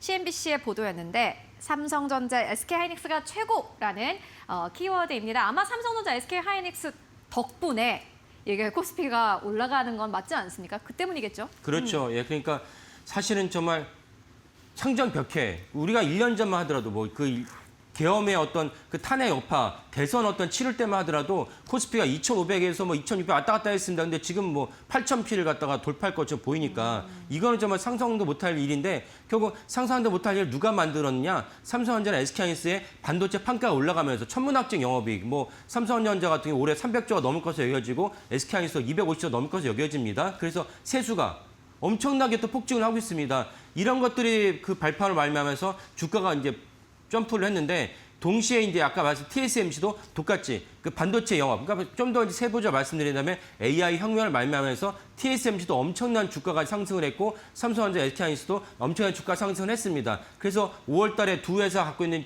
한국 증시에 차지한 비중이 42%, TSMC는 40%를 갖다가 돌파했습니다. 그래서 TSMC는 하나의 종목이 대만 가까운 지수 차지함이 40% 넘었다는 것이고 하나가 너무 약간 불안하지 않습니까? 그래서 우리나라는 그나마 두 회사가 40%를 넘었다. 그래서 그나마 좀 안정적이라고 볼 수는 있겠습니다. 네, 사실 한국에 지금 뭐 반도체 기업들 없었으면은 어땠나 싶어요. 대만도 마찬가지고 어떻게 보세요? 예, 맞습니다. 그러니까 한편으로는 제가 이걸 갖다 준비하면서 많은 분들이 뭐 아시는 분들 계시겠지만 삼성그룹에 입사하면은 그걸 보여준다 하더라고요. 뭘 보여주냐면 83년으로 기억을 하고 있는데 이병철 회장이 주위에서 심지어 일본까지 뭐 요구하지도 않았는데 일본에 있는 기업들이 한국이 반도체 진짜로 망한다라는 보고서를 냈어요. 그러니까 이병철 회장이 거기서 흔들려가지고 야 이거 해도 되냐 해도 되지 않냐 해가지고 본인이 도쿄에 넘어가서 본인이 일본어를 잘하시니까 도쿄에 있는 많은 지인들을 불러다가 회의를 하면서 결단을 내렸습니다. 반도체 한다. 그러고는 이제 그 당시에 이제 중앙일보를 맡고 있던 홍진기, 그러니까 이건희 회장의 장인이죠. 홍진기 이제 회장이 전화를 해서 반드시 삼성은 반도체 할 것이니까 중앙일보에서 여기에 대해 준비를 해다오. 만약에 여기서 이제는 할 것인데 여기에 대해서 이제 반대를 한다면 내가 반드시 잘라버리면서까지 반도체 하겠다. 이게 도쿄선언입니다. 도쿄선이 없었으면 지금 우리나라는 어떻게 됐겠니까? 집값은 오르고 경제 성장은 더디고 만약에 반도체가 없었으면 우리나라는 정말 폭망할 거 여겨지는데 그 정도로 도쿄선이 대해 중요했다는 것을 다시 한번 볼 수 있는 대목이었습니다. 이거는 우리 대표님의 개인적인 의견으로 폭망이라는 표현이 조금 그렇지 않나 아침부터 라는 생각이 드는데 두 번째 키워드 함께 만나보도록 하겠습니다. 두 번째 키워드는 떨어진다면 그 이유는 사실 시장이 올라가면 너무 좋고 저희도 힘이 나긴 하는데 이게 혹시라도 늘 리스크는 있지 않습니까? 시장에는 리스크라는 게 있는 건데 혹시라도 시장이 떨어진다면은 그 이유는 뭐라고 보십니까? 예. 그 반도체 메모리 반도체 같은 경우 공정이 한 10,000개쯤 됩니다. 10,000개에서 여러 가지 이제 원료랑 필요한 공정에서는 우리가 다 생산할 수 없기 때문에 특정 공정에서 우리가 당연히 의존을 해야 되고 수입을 해야 됩니다. 그래서 그런 거에서 특별히 원자재에서 우리가 수입하는 원자재가 단일 회사에서만 넘어오는데 이 회사 문을 닫아버린다든가 아니면은 문재인 정부 시절에 당시에 일본과 우리나라 사이가 악화되면서 7가지 원료를 갖다 갑자기 수출을 갖다가 막아버렸죠. 우리나라로 들어온 걸 막아버렸습니다. 이런 난리가 났었죠. 이런 것들에 의해서 우리가 당연히 공급망에서 심도 있게 하나의 회사에만 이렇게 국한하지 말고 복수로 이제 공급망을 우리가 확보하지 않으면 우리가 어느 날 갑자기 큰 위기를 닥칠 수 있다는 것을 갖다가 CNBC도 지적을 했습니다. 이거는 뭐 TSMC도 마찬가지고요. 그러네요. 그래서 이걸 국가적 차원에서 좀 준비를 해야 되지 않나 싶습니다. 네, 공급망에 이제 문제가 생기면은 반도체가 흔들릴 수 있기 때문에 이 부분은 좀 봐야 되겠다라는 의견 함께 듣고 왔고요. 그렇다면은 지금 사실 반도체 중심으로 올라가고 있지 않습니까? 그렇다면 이걸 좀 보완할 수 있는 방법 같은 것들 CNBC에서는 어떻게 논평을 했습니까? 예. 이 보완을 해야 되는 이유 중 하나 무엇이냐? 잘 나가고 있는데 거기에 안주하면 안 되는 것이 덴마크가 있습니다. 덴마크의 대표적인 기업이 노보노디스크. 우리가 다 알다시피 이제 비만약. 체중 감량제를 말면서 덴마크 전체 증시에서 노보노디스크가 차지한 매우 높습니다. 그런데 노보노디스크가 최근에 경쟁자도 생기고 최근에 임상에서 뭔가 생각보다 잘 안 풀리니까 노보노디스크가 추락을 했어요. 그러다 보니까 덴마크 증시가 전체 추락을 했고 또 하나의 종목이 엄청난 증시를 이끌어간 또 다른 그 국가 어디냐? 사우디아라비아입니다. 아람코. 사우디아라비아 증시가 있어라고 의아하시는 분들 계시지만 사우디아라비아 대표 중에서 아람코가 있죠. 아람코가 차지한 비중이 높다 보니까 아람코가 이번에는 이제 전체적으로 트럼프의 이란 전쟁을 말미암아서 주가가 올라가긴 했지만은 왜냐면 유가가 올라갔으니까. 하지만 그렇지 않았을 때 아람코 증시가 안 좋았습니다. 이런 것들 후유증을 갖다가 CNBC가 제시했습니다. 결국 우리나라도 언제까지 반도체 올라간다 영원하진 않죠. 근데 영원하지 않은 맥락에서 우리가 미리 진부해야 돼요. 결국 반도체 말고 조선업이라든지 자동차라든지 로봇이라든지 그다음에 또 하나 이게 그 K-팝 그 K-컬처 같은 것도 우리가 열심히 잘하고 있기 때문에 이 분야도 역시 우리가 다각도로 포트폴리오를 짜지 않으면 어느 날 반도체 경기가 꺾이는 순간 생기는 어떤 지금은 엄청난 그 호황을 누리고 있지만 꺾이는 순간 우리가 또 한 번의 지옥을 맛볼 수밖에 없다. 이 점을 정책 당국자들이 주도 면밀하게 받아들여야 된다라고 말씀드리겠습니다. 대표님의 또 쓴소리 듣고 왔습니다. 반도체 중심으로 이제 쏠려 있는 이러한 뭐 시장 그리고 경제 구조 자체가 어떻게 보면은 반도체가 약간 무너지면 함께 무너질 수 있다. 그렇기 때문에 그 이외의 산업들도 함께 육성해야 된다라는 투자 의견 함께 듣고 왔습니다. 대표님께서 해주시는 기업 이야기가 굉장히 재밌습니다. 한번 날을 잡아서 기업의 역사 이야기 이런 거 다뤄보면 좋을 것 같아요. 네, 그러게 도쿄선언도 한번 다루면 좋을 것 같습니다. 네, 알겠습니다. 네, 오늘도 히든글로벌 조우진 대표와 함께 이야기 나눠봤습니다. 말씀 고맙습니다. 예, 감사합니다.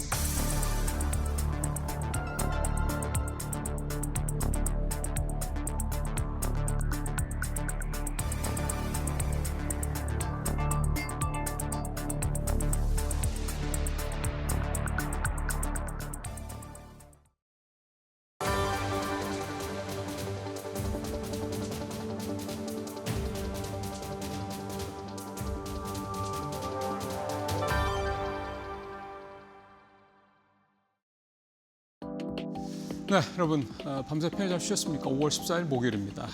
뉴스 브리핑 시작하겠습니다. 외국인 자금 34조 원 국내 증시 유입길 열렸다. 네, 두 가지 내용을 담고 있는 제목이네요, 그죠? 외국인 자금이 34조 원이 국내에 들어온다. 유입길이 열렸다. 일단 이 기사는 외국인 통합계좌 얘기를 하는 겁니다. 앞에 34조 원은 외국인 통합계좌와 관련해서 대신증권에서 최근에 리포트가 나와서 이것저것 다 해보면 대략 34조 원 정도가 들어올 것 같다. 이게 여기서 34조 원은 우리가 요즘에 우리가 흔히 생각하는 외국인 보통 기관 자금을 얘기를 하죠. 그게 아니라 이제 미국이나 뭐 아시아나 뭐 유럽이나 개인 투자자 자금이 이제 국내에 뭐 삼성전자니 하이닉스니 뭐 현대차를 사기 위해서 들어올 거다. 요 얘기가 되는 거고요. 길이 열렸다라는 거는 지금까지는 그게 안 됐죠.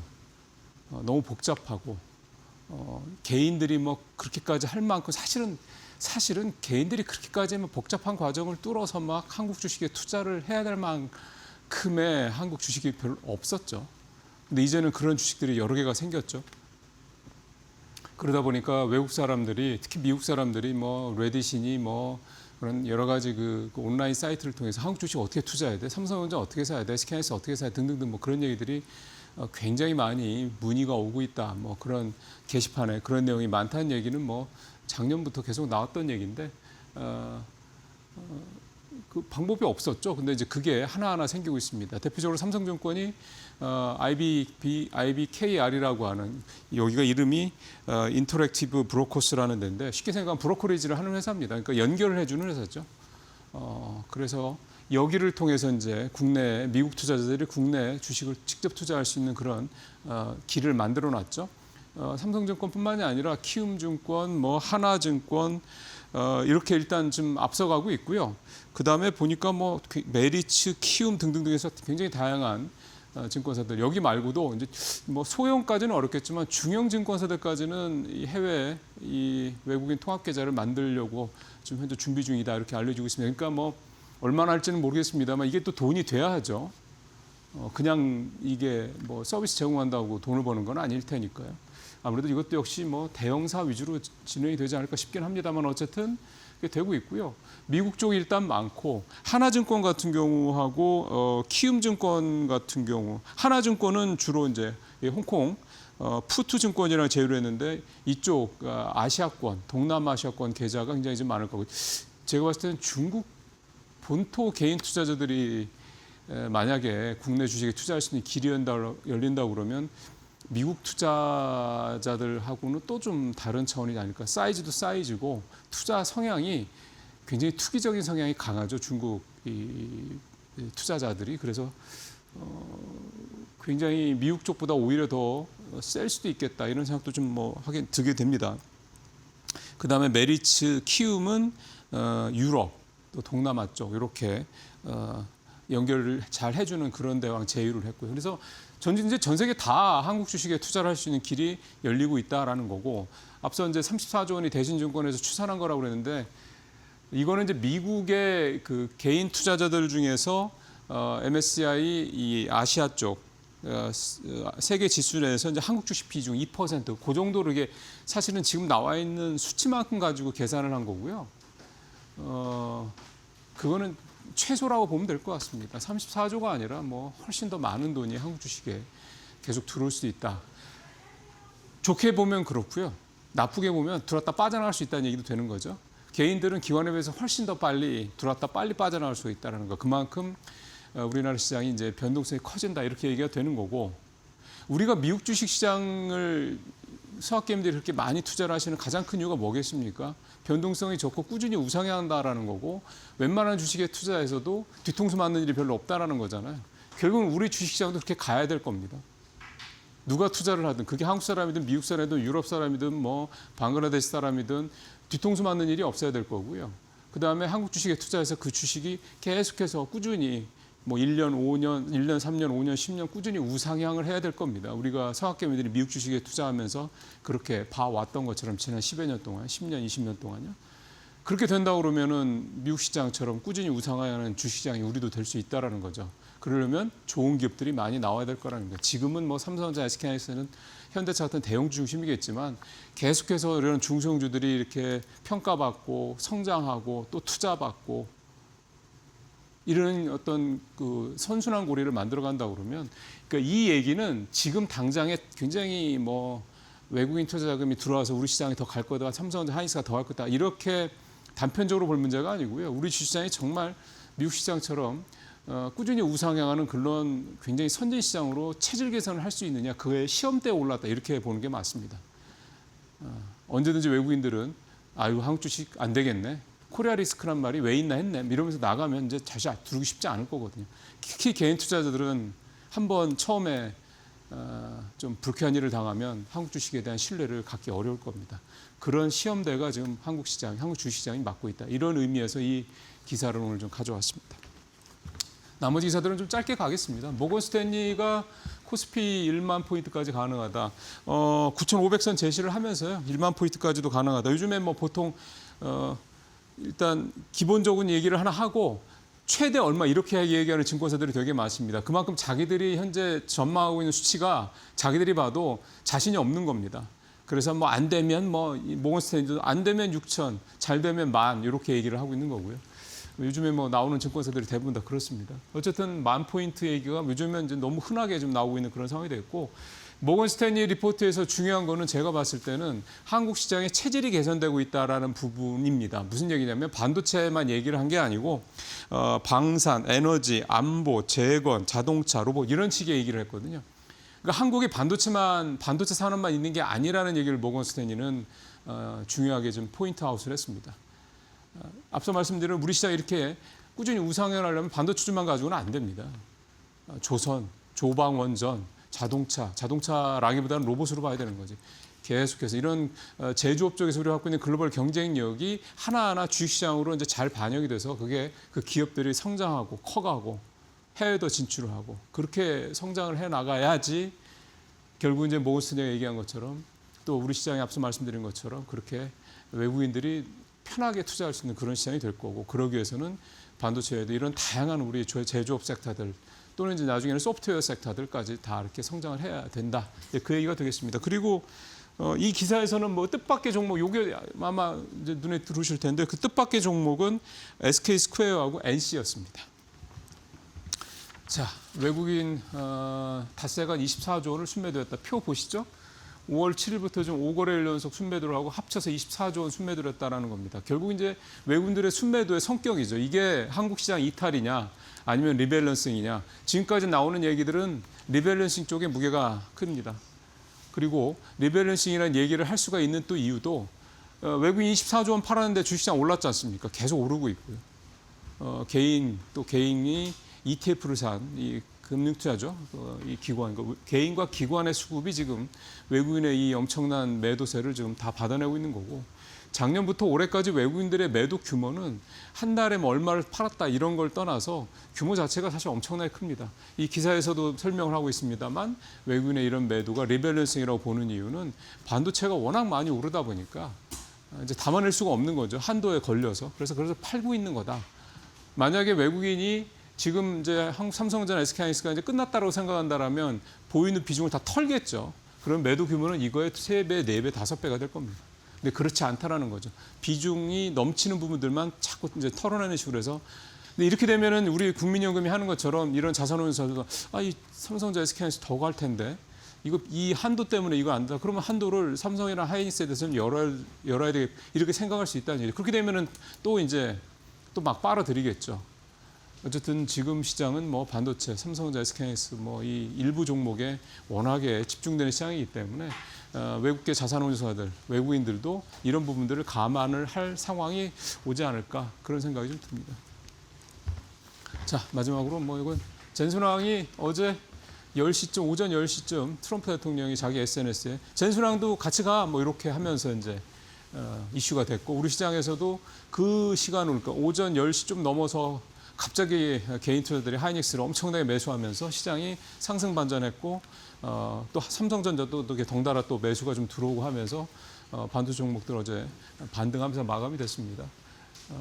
이제 뭐 본격적으로 이제 오늘부터 회의가 이제 정상회담이 있고 여러 가지 얘기들이 좀 오겠죠. 제일 중요한 포인트는 반도체 대중 수출 빗장 풀리나 이렇게만 놓고 보면 우리 시장한테는 뭐 특히 반도체한테는 긍정적일 수 있는데요. 제가 봤을 때는 반도체 장비와 관련돼서 수출 제한 조치들이 혹시 풀리지 않을까, 규제가 완화되지 않을까, 그 부분이 조금 더 우리 시장에는 예민하게 반응할 수 있는 부분이다. 그렇게 생각이 됩니다. 마치겠습니다.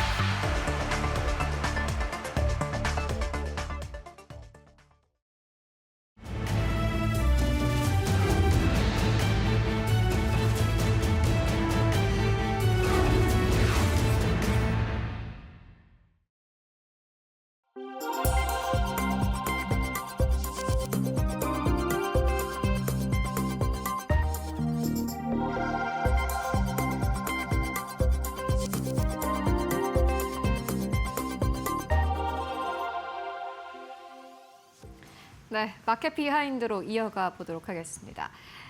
뉴욕 증시에서도 S&P 500은 연일 사상 최고치를 경신하고 있는 상황이고 코스피도 8,000선 눈앞에 두고 7,999선까지 고점을 높이기도 했습니다. 참 중요한 시점인데요.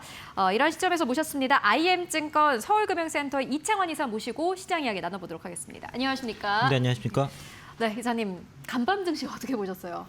그 미국 그 트럼프 대통령의 방중 이벤트가 있었고 네. 거기에 따른 수급이 그 시장을 좀 지배한 하루였다고 볼 수 있겠고요. 맞습니다. 그 이제 PPI 쇼크가 났는데 그럼에도 불구하고 기술주 중심으로 어떤 강한 매수가 네. 유입되면서 나스닥이 이제 강한 모습을 좀 네. 보였고 반면에 다우지수는 오히려 이제 약세 그 약보합 정도 네. 약세였다고 볼 수 있겠고요.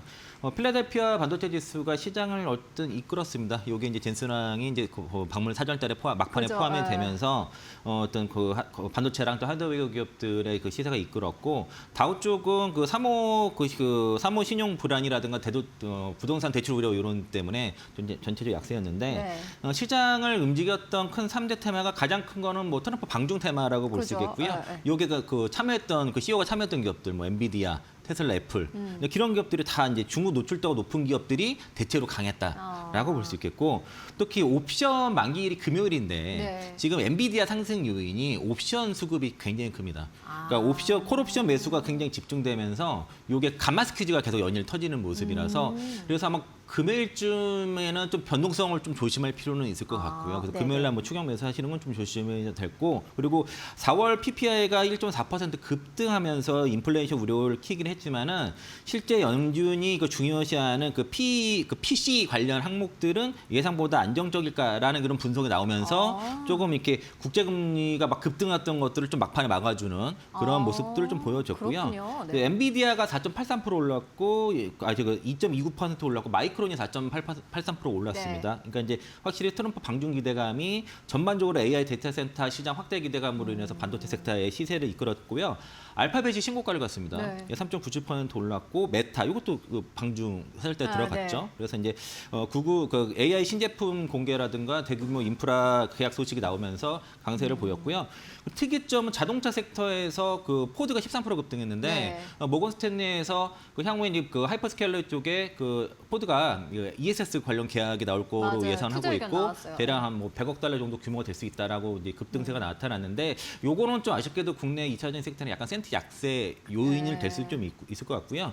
또 팔란티어라든가 웨스파고 이런 이제 금융이라든가 소프트웨어 기업들은 대체로 사모신용 디폴트 우려 때문에 전체적으로 약세를 좀 보였고 국채금리가 이제 그 PPI 경고 때문에 뭐 10년물이 뭐 그 최고치를 경신을 했지만은 어쨌든 물가 전망이 그래도 안정적일 수 있다는 요런가 엇갈리면서 상승을 좀 반납을 했습니다. 그래서 이제 시장이 좀 더 갈 수 있는 보합권에서 끝났거든요, 다행히. 네, 네. 그래서 시장이 좀 더 갈 수 있었고 국제 유가 같은 경우도 이제 전쟁이 끝나도 계속 공급 부족이 될 거라는 우려도 불구하고 또 미중 그 정상회담 기대감으로 인해서 그럼 이런 이란 문제 좀 해결해 줄 수 있지 않냐라는 네. 기대감 때문에 오히려 이제 그 차익 매물 나오면서 하락 전환했고 뭐 달러 같은 경우도 연준 의원들의 매파적인 발언 때문에 좀 강세를 했지만은 전반적으로 그 지금 미국의 그 GDR에서 그 SK 하이닉스 GDR이 지금 200만 넘어갔거든요.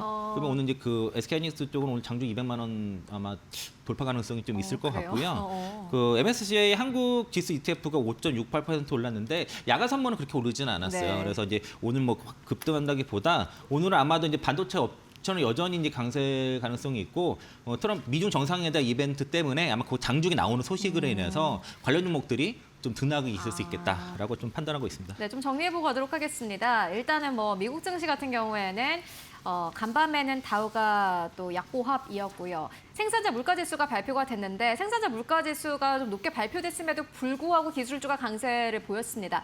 이 부분을 두고 뭐 많은 언론에서는 기술주 중심의 쏠림이 있었다라고 표현을 했는데 이창원 이사님께서 굉장히 중요한 부분 짚어주셨습니다. PPI 높게 나왔지만은 PCE의 근간이 되는 그런 지표들이 괜찮게 나왔기 때문에 시장에서는 약간 좀 안도감이 그래도 있었다라는 부분 함께 짚어주셨습니다.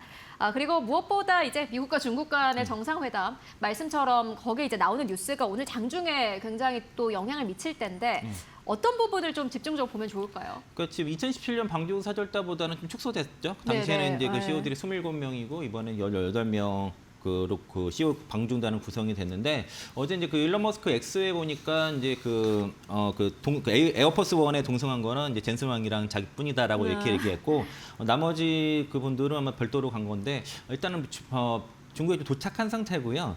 일단 당초에 없었던 젠슨왕이 막판에 합류하면서 이제 그 AI가 의제가 그 AI 그러니까 반도체 칩기라든가 EV 그리고 로보틱스 이런 쪽으로 좀 약간 그 이슈가 좀 다시 격상이 됐다라고 볼 수 있겠고 사실 반도체 쪽이 조금 의제에 빠지는 게 아니냐 우려가 있었지만은 네. 그게 이제 그 막판에 그 합류하면서 사실상 그 헤드라인으로 좀 부상을 하면서 네. 어제 반도체 섹터가 그래서 강했던 이유도 있을 거라 보고 있고요. 그러니까 작년 12월 달에 H200이 승인이 됐는데 중국 쪽에서 사실상 거부를 하면서 수출이 전혀 안 되고 있는데 네. 이런 부분들이 좀 풀 수 있는지 그렇게 되면 이게 만약에 수출이 된다 그러면은 반도체 섹터에 다시 한번 또 그 리레이팅의 트리거가 될 수 있다라고 좀 볼 수 있겠고 그리고 이제 그 빅딜이 어떻게 될 건지 뭐 뉴욕 타임즈에서 얘기한 거는 이제 미국산 구매 그러니까 미국은 뭐 그 5B 그리고 그 중국은 3T 뭐 이런 식으로 얘기를 네. 하는데 그러니까 결국에는 미국산 물건을 어떻게 많이 사줄 것인지 그리고 중국은 뭐 관세 인하라든가 반도체 균형 완화라든가 뭐 대만 문제를 양보할 것인가 뭐 이런 문제 이제 그 큰 의제 네. 이런 빅딜을 어떻게 서로 될 것인지를 좀 봐야 될 것 같고요. 그리고 반도체 섹터는 이제 그 엔비디아 쪽에서는 H200이 수출이 돼서 실제 판매가 된다 그러면은 반도체 쪽은 좋긴 있는데 다만 그러면 이제 마이크론 입장에서는 이제 중국 쪽에서 좀 제재가 있기 때문에 만약에 이제 중국 쪽에서 점유율이 올라갈 경우에는 이게 또 이제 그 삼성전자나 SK하이닉스 쪽에 점유율 그 싸움이 또 벌어지니까 그렇죠, 있겠죠. 요거는 또 약간의 약세의 요인들 될 수 있다. 이게 양날의 칼이라고 볼 수 있겠고 그리고 대체로 가장 2차 전지라든가 뭐 자동차 로봇 쪽이 가장 문제가 히토류 문제거든요. 이런 것들을 다시 이제 서로 간에 협상이 돼서 중국이 수출하는데 문제가 없는지가 좀 중요할 것으로 보여지고요. 네. 또 에너지나 방산 쪽에서는 어쨌든 중재가 된다 그러면은 그것도 시비가 엇갈릴 거라고 볼 수 있겠고 그래서 이제 오늘 국내 증시는 한번 방중 그 미중 정상회담의 의제에 따른 소식들이 나오면서 거기에 좀 반영을 할 것으로 해야 되는데 일단 그 서울에서 그 벤센트 재무장관과 먼저 서울에서 이제 벤센트 재무장관이랑 그 허리퐁 그 중국 부총리 간의 회담이 있어서 네. 이제 의제를 어느 정도 먼저 좀 정했을 것 같고요. 그러니까 관련된 예를 들면 이제 뭐 보잉의 그 비행기 판매라든가 네, 이런 네. 것들이 성사되면은 관련 항공 섹터 움직일 수 있을 것 같고 그리고 젠슨왕 관련 반도체에서 어떤 얘기 나올지도 좀 지켜봐야 될 것 같고요. 그리고 이제 만약 뉴스 키워드에 뭐 H200 뭐 추라 뭐 이런 거 있잖아요. 네. 아니면은 그 보잉 구매 뭐 이런 식이 나온다던가 아니면 관세 유예 연장 이런 소리 나올 때마다 시장은 좀 출렁거릴 거라고 보고 있습니다. 네, 그럼 결국에 이제 엔비디아 관련해서 어떻게 결정이 나오는지가 또 한국에는 굉장히 중요할 것 같아요. 왜냐하면 최근 들어서는 삼성전자, SK하이닉스 중심으로 움직이고 있다 보니 특히나 요 뉴스에 굉장히 예민하게 움직일 것 같은데 이게 근데 중요한 게 겉으로 보면은 어떤 뉴스인지 잘 모르겠어요. 어떻게 보면 되겠습니까? 그 이제 사실 이제 미중 정상회담에서 반도체 쪽의 의제는 반도체 규제를 완화할 것인지 말 것인지가 가장 중요하다 볼 수 네. 있겠고요. 그래서 이제 기회와 위기가 공존하는 그런 변곡점이라고 볼 수 있어서 네. 양날의 검이라고 말씀드렸잖아요. 그러니까 해석이 자꾸 엇갈리는 거예요. 그렇죠. 한쪽 얘기랑 다른 쪽 얘기도 맞아요. 있으니까. 네.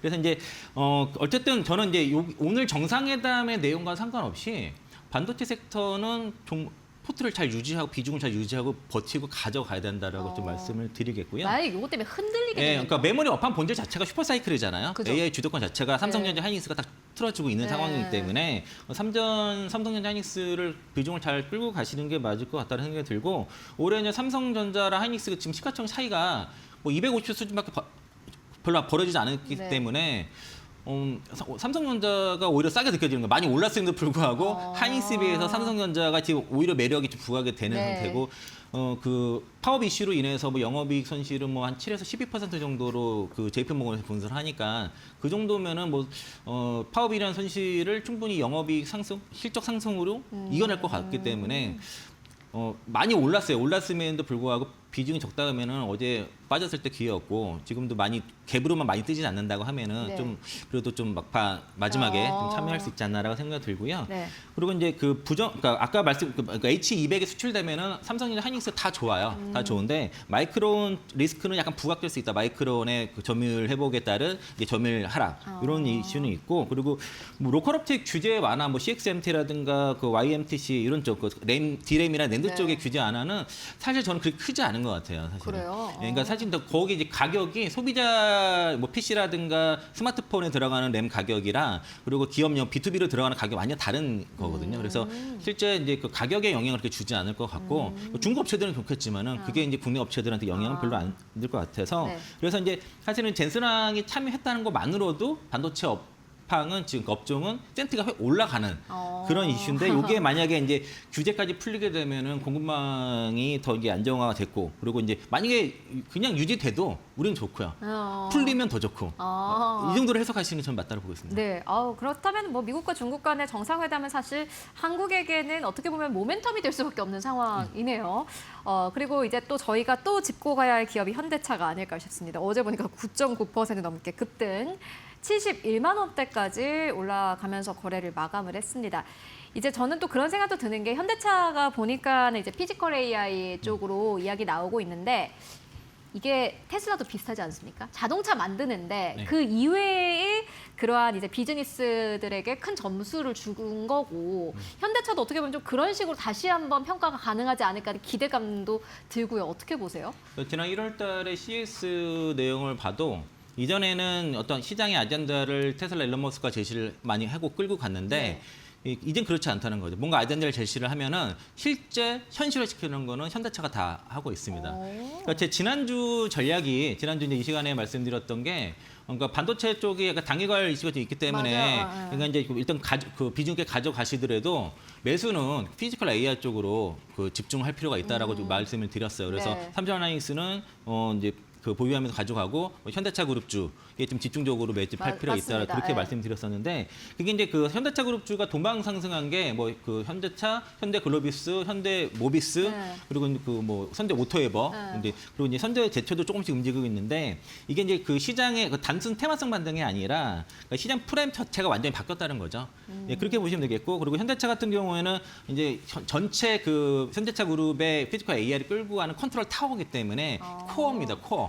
그리고 그 외에 이제 액추에이터를 담당하는 현대 그 모비스라든가 뭐 그 소프트웨어에서는 현대 오토에버, 현대 글로비스 이런 기업들을 그 이제 그 위성 전략으로 이렇게 같이 구성하시는 포트를 구성하시면 좋을 것 같고요. 그러니까 현대차가 가면은 나머지 뭐 현대 모비스, 글로비스, 현대차 같이 가는데 빠지면 더 빠져요. 그래서 전략 대체는 현대차 자체를 비중 있게 가져가면서 그 관련 그룹주들은 조금씩 같이 포트 담아주고 좀 변동성이 올라갈 때 변동성이 크거든요. 네. 그러면은 어느 정도 비중 좀 줄였다가 그리고 좀 빠져서 조정 받으면 그때 다시 담고 이런 식의 비중 조절을 하고 현대차는 계속 끌고 가고 이런 식으로 그 투자에 가시면은 성과는 여전히 괜찮을 거 보고 있고요. 그리고 네. 지금 증권사 목표가가 60만 원에서 100만 원 이렇게 나와 있는데 네. 대체로 70만 원 이하는 다 그 여전히 이제 자동차 주로서의 밸류를 준 거고 70만 원 이상은 이제 뭐 자율주행 정도 중국 기업들의 정도의 그 밸류를 주기 시작했는데 네. 이게 서로 맞물릴 거예요. 목표가가 상향될 건데 그렇게 그게 그 전 증권사가 밸류에이션이 거의 수렴하는 이 구간이 저는 밸류에이션 리레이션 시작이라고 보고 있습니다.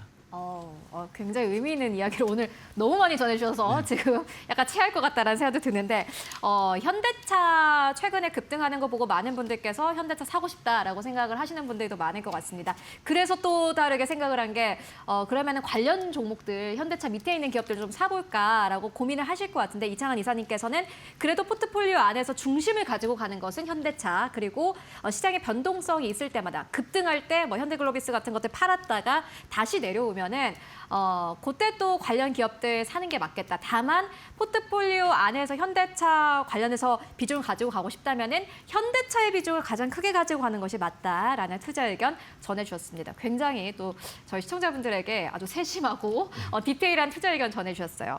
그리고 이제 보니까는 코스피가 이제 거의 8,000. 언제 이렇게 올라왔나 싶어요. 사실 방송할 때 코스피가 막 2,000까지 내려가고 막 그랬던 게 엊그제 같은데 코스피가 이제 이러다가 진짜 뭐 JP모건 투자 의견처럼 만 가겠습니다. 어떻게 보세요? 지금의 전략? 지금은 그 주도주 집중 현상이 벌어지고 있는데 네. 그 이제 시장이 좋을 때 뭐 반도체도 가고 뭐 피지컬 AI도 가고 2차 전지 뭐 다른 뭐 그 원전 전력기기 다 올라가다가 전체 조정이 나올 때 있습니까? 같이 빠져요. 같이 딱 빠졌다가 그러면은 반등할 때 항상 시장 전체가 다 빠지면은 저가 매수 가장 먼저 들어가는 주도주가 먼저 매수가 들어가기 마련인데 네. 그러다 보니까 그러니까 뭐 삼성전자 한인스가 빠지니까 그걸 사기 위해서 다른 걸 팔아야 되잖아요. 네. 그러면서 그 과정에서 주도도 탈락 현상이 벌어지거든요. 그래서 이제 바이오 섹터가 먼저 탈락을 한 거고, 그리고 이제 반도체가 가니까 뭐 전력기기 원전이 따라갔었는데 전체 조정 받을 때 전력기기랑 원전이 반등이 안 나오잖아요. 팔고 넘어가는 거죠. 그러면서 그 한 번 조정이 나올 때마다 주도 섹터가 하나씩 탈락 현상이 벌어지면서 더 집중되는 현상이 벌어지고, 그게 거의 반도체로 집중되고 또 피지컬 AI 로봇주로 집중되는 현상이 어제 또 벌어졌던 거고요. 우리나라뿐만 아니라 이게 글로벌 공통적인 현상입니다. 그러면 지금 탈락된 주도주 어떤 거 있습니까? 그러니까 최근에 그 바이오는 뭐 진작에 탈락이 됐었고 2차 전지도 따라가다가 에코프로그룹 쪽 못 가고 하면서 지금 그 최근에 안 빠졌었잖아요. 그래도 그 LNF라든가 포스코가 안 빠지다가 연속 하락 나온 것들이 그런 게 2차 전지 섹터가 좀 주도적 탈락이 나타났고, 네. 전력기기도 지금 4일 연속 뭐 이렇게 하락이 나오는데 반등이 안 나왔어요. 근데 다만 이제 11선 정도 대략 여기서 반등하게 되면은 탈락은 아니게 되는 거고, 이제 그 추세가 깨지는 거고, 만약에 11선 깨져서 21선까지 가게 되면 일단 단기 추세는 깨진 거죠. 반등은 나오지만 전고점 넘기기가 쉽지 않은, 네. 원전이 약간 그런 조짐이 있어서, 그러니까 그 두산 에너빌리티랑 뭐 전력기기 쪽의 원전과 전력기기 쪽은 완전 단기 추세 깨진 건 아니에요. 아직까지는 탈락은 아닌데 네. 오늘이나 내일 이번 주 반등이 안 나오면은 야 탈락 가능성도 있다. 네. 그런 거 염두에 두시고, 그래서 이제 더 그 시장이 더 압축되고 더 집중되는 현상이 벌어질 거다. 그러니까 막 다들 바람이 예를 들면 이거였어요. 그러니까 반도체가 없는 분이 제가 조정을 받아서 내주로 수급 들어오겠지 이렇게 기대하면은 오히려 쉽지 않다는 거죠. 그러니까 시간이 지날수록 지금 계속 더 압축되는 현상이 벌어지기 때문에. 그러면 그 중심엔 여전히 반도체겠네요. 그렇죠. 그래서 삼성은 제가 그래서 지난해 연말에 말씀드렸던 그거 있었어요. 그러니까 올해 그 코스피 영업이익의 90% 이상이 삼성전자 하이닉스에 집중될 거기 때문에 주가도 그렇게 집중될 거다. 수급도 그렇게 집중될 거기 때문에 연말까지 삼성전자 하이닉스를 집중적으로 매집을 해야 된다는 말씀드렸던 건데 그게 현실화가 되고 있고 그 과정이 여전히 진행되고 있고. 이번 해 연말까지 이어질 그렇죠. 그리고 삼성전자 하이닉스 밸류에이션 아직 리레이팅이 끝나지 않았습니다. 이제 시작 단계라서 잘 들고 가셔야 됩니다. 지금도 괜찮을까요? 예, 그러니까 뭐 어떤 근거냐면은 지금 그 삼성전자 SK하이닉스 밸류에이션 근거가 PBR에서 PR로 넘어가는 그죠. 상태인데 이게 이제 밸류에이션을 바꾸다 보니까 공격적이지 못해요. 그러니까 펄을 줘도 27년도 뭐 7, 8배 수준의 목표가 아니면은 뭐 그러니까 제가 궁극적으로 본 거는 삼성전자는 TSMC 밸류 그리고 하이닉스는 마이크론 밸류를 쳐다보면서 맞춰갈 건 같은데 그 기준으로 보면은 절반밖에 안 왔다는 거죠. 그래서 이제 아마 증권사 그 목표 제가 이제 전 증권사 이제 외국계까지 다 합해서 지금 SK하이닉스 같은 경우는 34개 리포트를 다 추합해서 계속 그 업데이트를 하고 보고 있는데 아직까지 그 원하는 수준의 밸류에이션 리리트 나오지 않았는데 계속 그래서 이제 계속 추적해서 보셔야 됩니다. 와, 삼성전자, SK하이닉스 지금 봐도 된다. 라는 의견 함께 전해주셨습니다. 사실 좀 무섭긴 해요. 200만 원대까지 이제 거의 목전에 둔 상황이고 뭐 코스피 자체가 8,000선까지 가깝게 왔으니까 많은 분들께서 이제 인버스 세야 될 때 아닌가 하고 고민하실 것 같은데 이창환 이사님께서 굉장히 중요한 이야기를 해주셨습니다. 지금 어떻게 보면 우리가 전환기에 있는 것 같습니다. 삼성전자와 SK하이닉스를 어떤 기준으로 평가를 할 것이냐. 이전에는 PBR이었지만 이제 PER로 넘어오고 있는 상황이고 그러한 측면에서 봤을 때 삼성전자는 TSMC랑 비교하고 SK하이닉스는 마이크론 테크놀로지와 비교를 했을 때 여전히 우리는 갈 길이 멀다라는 투자 의견 함께 듣고 왔습니다. 제가 지난해에는 없었는데 이데일리에 그때 있었으면 정말 좋았을 것 같다라는 생각 듭니다. 이번에까지 함께 짚어보도록 하겠습니다. 네, 지금까지 이창환 이사와 함께 이야기 나눠봤습니다. 말씀 고맙습니다. 네, 지금 7시 30분 지나가고 있습니다. 개장 전까지 1시간 30분 정도 남겨둔 상황인데요. 개장 전 알아야 할 시그널 현아연 캐스터가 정리해드립니다. 네, 애프터마켓 시그널 저와 함께 살펴보시죠. 간밤 뉴욕 3대 지수 혼조세 속에서 마감을 했습니다. 간밤에 발표된 4월 PPI가 전월 대비 1.4% 크게 상승하면서 시장 예상치를 3배 가까이 크게 웃돌았습니다. 그럼에도 S&P 500 지수가 사상 최고치를 경신할 수 있었던 건 기술주 중심의 상승 덕분이었습니다. 트럼프 대통령이 9년 만에 중국을 방문하는 일정을 소화하게 되면서 기술주가 그 흐름을 함께 가져가게 된 건데요. 애프터마켓 상황 8개 종목 중심으로 함께 살펴보도록 하겠습니다.